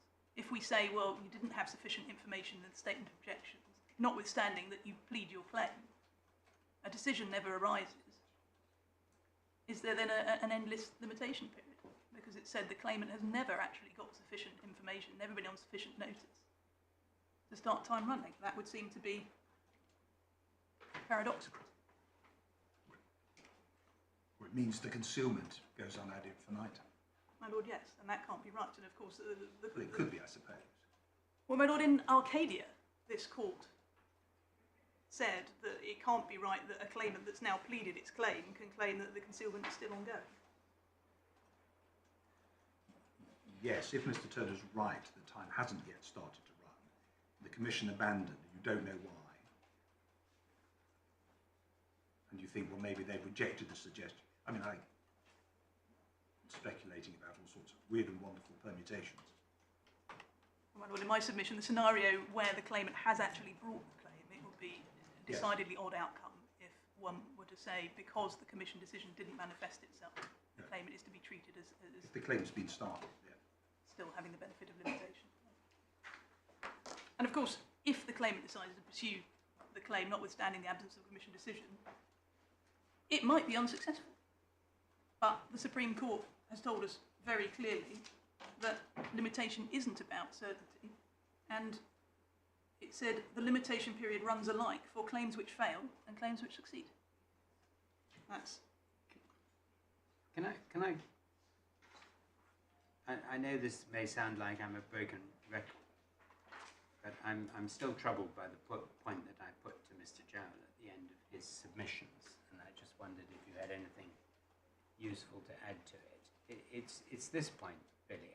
What troubles me is, why is the test for whether the claimant has discovered that a claim has been deliberately concealed from him determined by asking whether a reasonable person could have had a reasonable belief that the claimant had a claim? Because concealment and beliefs do sound like a disconnect. And the answer may be that Section 32(1)(b) is different from Section 32(1)(c) because it requires that what has been concealed is any fact relevant to the plaintiff's right of action. Those are its words. Those words do not appear in 32(1)(c). Now, could it be said that the reason in FII the Supreme Court didn't specifically say that the meaning of the words discovered the fraud, concealment or mistake were the same for concealment as well as mistake, was because, and here I'm putting an opposing point of view to the one that everybody seems to have been submitting, because the words are fact relevant to the plaintiff's right of action, which is what had to be concealed, points the court in that case, but that case alone, we don't need to discuss fraud, to a statement of to being able to plead the facts relevant to the plaintiff's right of action. You understand what I'm I saying? understand the point your lordship's Because positing. what I'm troubled about is this court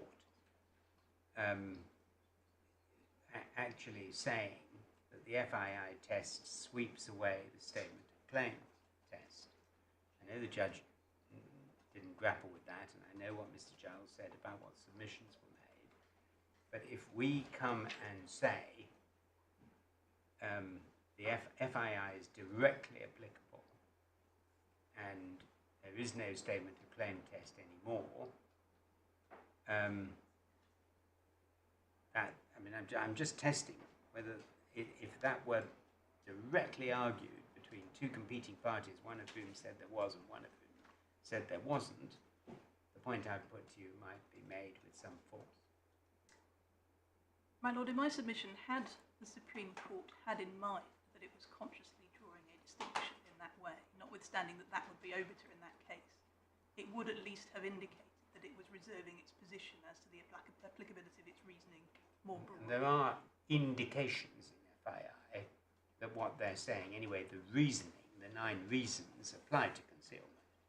But they're not all that strong, and they do say expressly this is about C.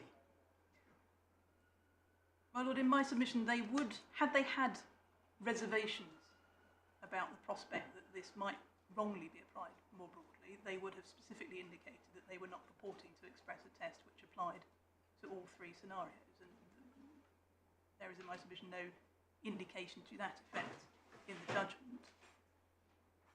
Anyway, you might say the test that says could a reasonable person have had a reasonable belief that C had a claim is, for all the reasons everybody's been talking about, not very far away from being able to plead that claim. It may not be precisely being able to plead that claim, which is what I was rehearsing with Mr. Jowl, but it isn't that far away, which is why the cigarette paper that was put between the statement of claim test and the FII test didn't matter before the judge and may not matter before us. My lord, yes, there is an obvious link between the terminology in section 32 of discoverability and concealment and the reference to the elements of the cause of action, because of course you have to ask, and the case law does ask, well, what needs to be concealed and what needs to be discovered, and the answer that's been given is then the essential elements of the cause of action, and those are the ones which one must plead in order to establish the cause of action. So there's an obvious progression. What in my submission it doesn't say is that there needs to be an ability to plead all elements of the cause of action, in the sense that it doesn't have to be discoverable. You don't have to tick off that each element of the cause of action has been discovered, because that is the statement of claim test, and that is what the... Well, what's been bothering me is that, as I made clear right from yesterday morning, discovered must mean the same thing, whatever you're discovering. If you discover that things have been concealed, you don't need to know everything that's been concealed in order to know that something's been concealed. And it makes, well, the problem with the actual wording is any fact relevant has been deliberately concealed.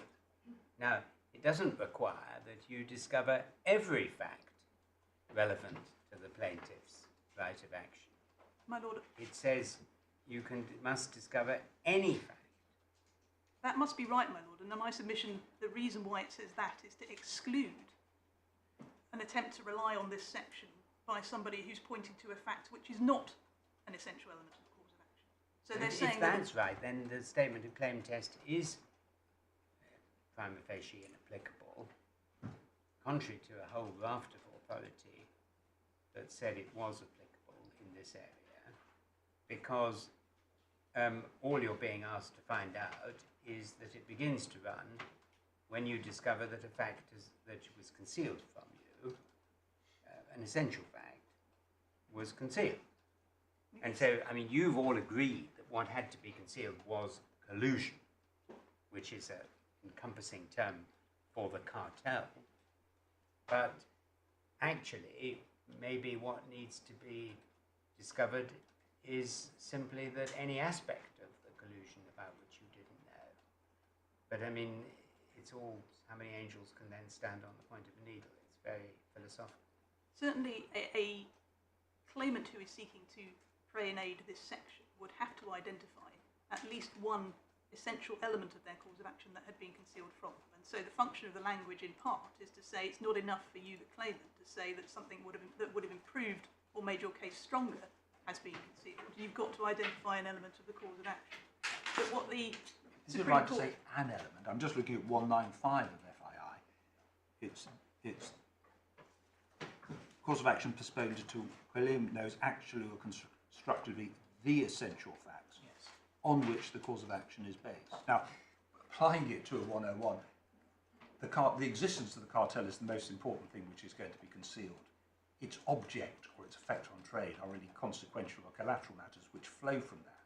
It's hard to conceal them, but it is, in practical terms, it is the cabal, the cartel, which is that which is concealed.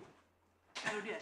And it may assist to look at the rationale that the Supreme Court's advancing to say, well, what you're trying to do is to put the claimant back in the position they would have been in had there been no concealment, but not to put them at any advantage. You're trying to rectify the effects of the concealment. And in that respect, the that effects would go of the to the concealment... existence of the cartel as opposed to consequences of it. My lord, yes, that's what it, in the circumstance of this case, is said to have been concealed. It's the fact that there was a cartel, and one then says, well, has the effect of that been rectified? And insofar as you've then discovered the cartel, it has, and so that's the point at which time starts to run. Is it possible, just strikes me, one possible reason why the section is drafted that way is to exclude the possibility of someone popping up and saying, well, here is a fact relevant to the cause of action, which was never concealed, like you're our customer, for example. That can't be an answer. The reason for saying any fact is if you just simply said the whole cause of action was concealed, then someone could pop up and say, well, you knew you were buying from us. That's an essential, absolutely essential fact. And it wasn't concealed, so you failed. That can't be right. And I suspect that may be one reason why it's drafted the way it is. I don't know. Your Lordship might well be right. Which I think reflects the point you've made, is taking out the vice which flows from the concealment. And the concealment is of the fact of collusion.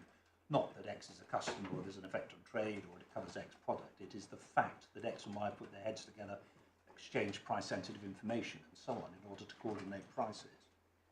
That element of the course of action which had been subject to the concealment. And once the claimant knows that, they are in the position they would have been but for the concealment, and they can pursue the claim or not as they see fit.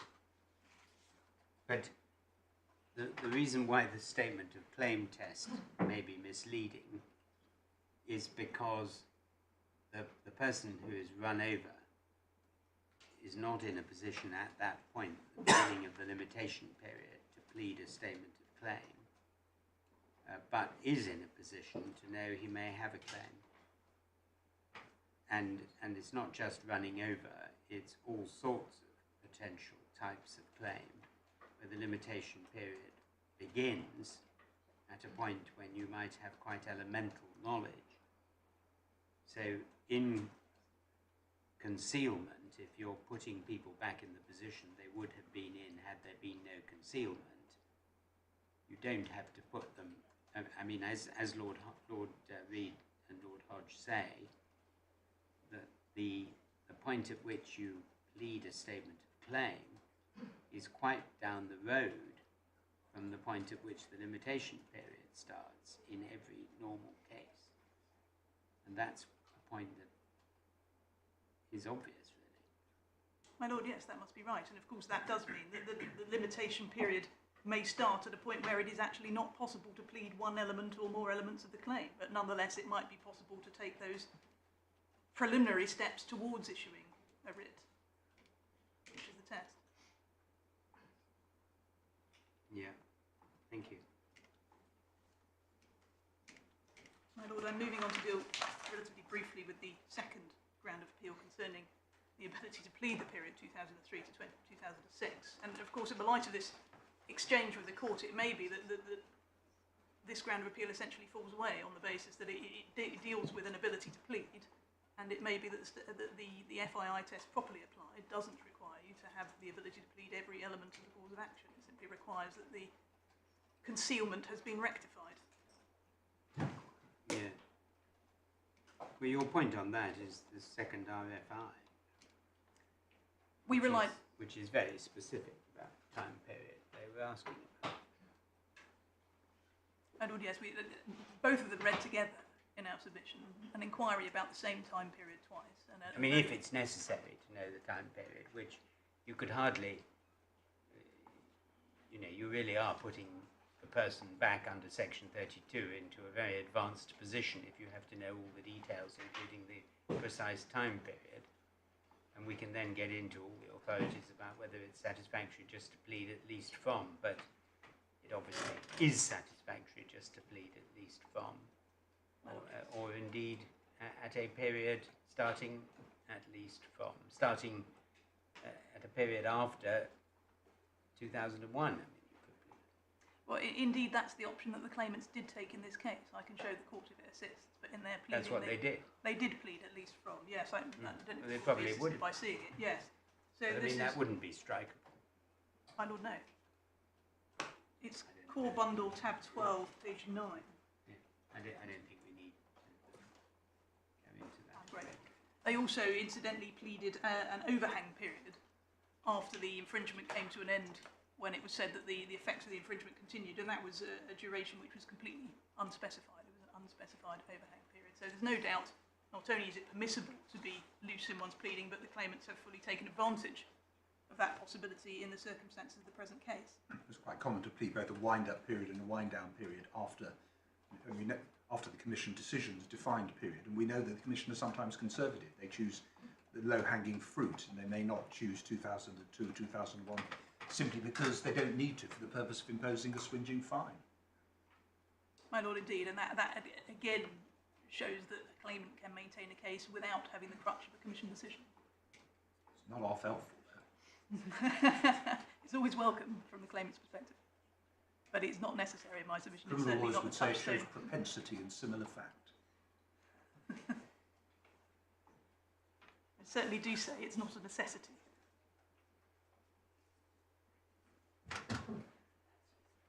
Gemalto, as I understood Mr. Turner's submissions, was trying to make a slightly different point, which is that he was saying that the judge didn't properly confront the point that was made to her about whether the available material permitted the drawing of an inference as opposed to whether an inference in general terms is permissible.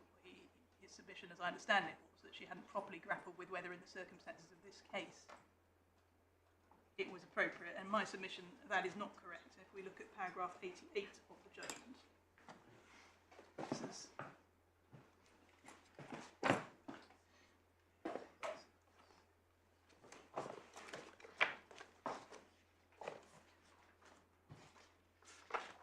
It was a commendably tight judgment. My lord, yes, she's been concise and precise, but she Yes, has, in my submission... I mean, because the more you look at it, I find the more is in it. And when you first read it, you think, oh well, this is a bit short. I mean, not because I don't commend short judgments, I do, but you think that this can't be everything.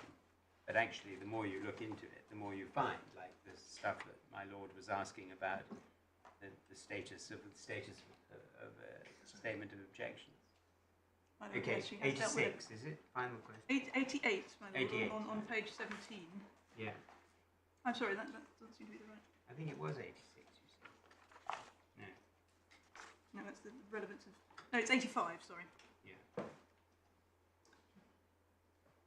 And she's obviously been dealing with the element of generosity in competition pleadings, but the first sentence of paragraph 85, which is essentially her concluding paragraph, she says Gemalto could, therefore, legitimately plead as a cartel covering the time period 2003 to 2006 on the basis of the period identified in the two RFIs.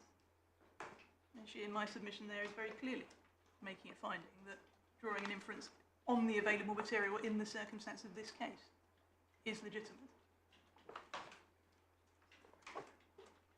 What's the reference to the pleading you wanted to give me a little while ago?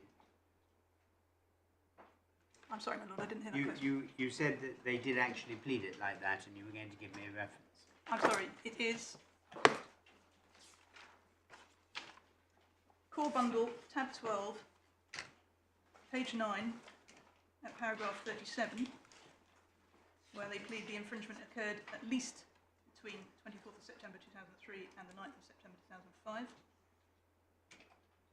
And then the reference to the overhang period is Core Bundle, tab 12, page 14, paragraph 56, where they plead the claimants accordingly suffered loss and damage as a result of inflated prices for smart card chips during the overhang period after the infringement came to an end. Okay.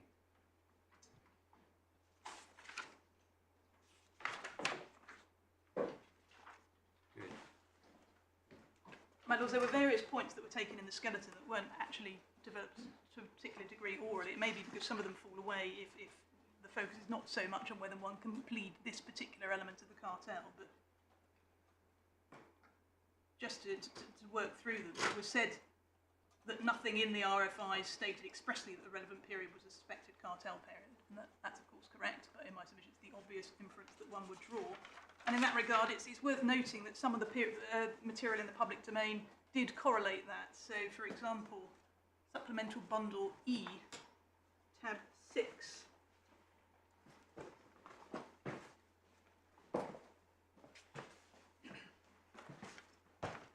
This is the Reuters article that came out after the announcement of the SO. And the paragraph recounting what Phillips has said publicly says, Phillips said the 90-page EU document it was sent referred to allegations of wrongdoing in the years 2003 and 2004. Since then it has sold its semiconductor business. Now, of course, that only covers part of the period that the Commission found wrongdoing in relation to all addressees, but it would, in my submission, have given a degree of comfort as to the relevance of the years that were mentioned twice in the RFI.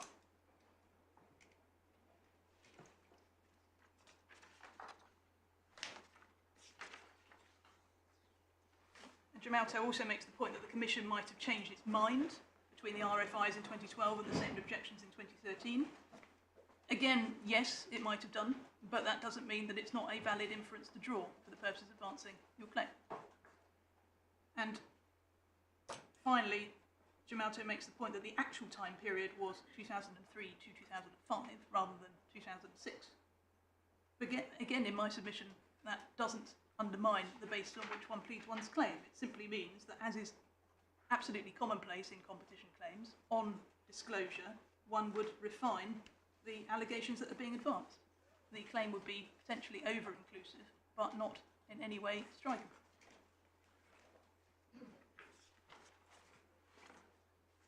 So, my lords, unless I can insist further on ground 2, those are my submissions. Yeah. Well, thank you very much.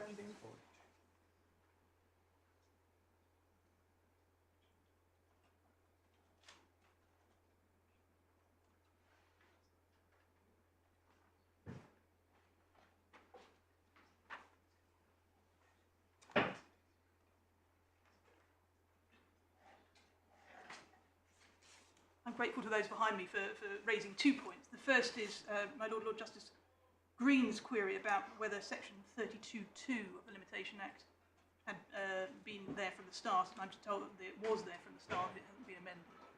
And the second is a clarification concerning my Lord Justice Birss's query about the 2-year limitation period in the CAT. And I'm told that that is, or I'm reminded, that is the position under the old rules, which would have applied in the circumstance of this case, but it doesn't apply to claims going forward. What, has it gone now? I think it has been. So it's now, it's just reverts back to the normal It's limitation 6 years.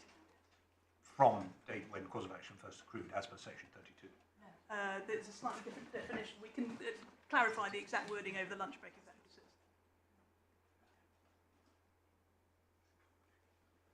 Thank you. Yes, Mr. Turner.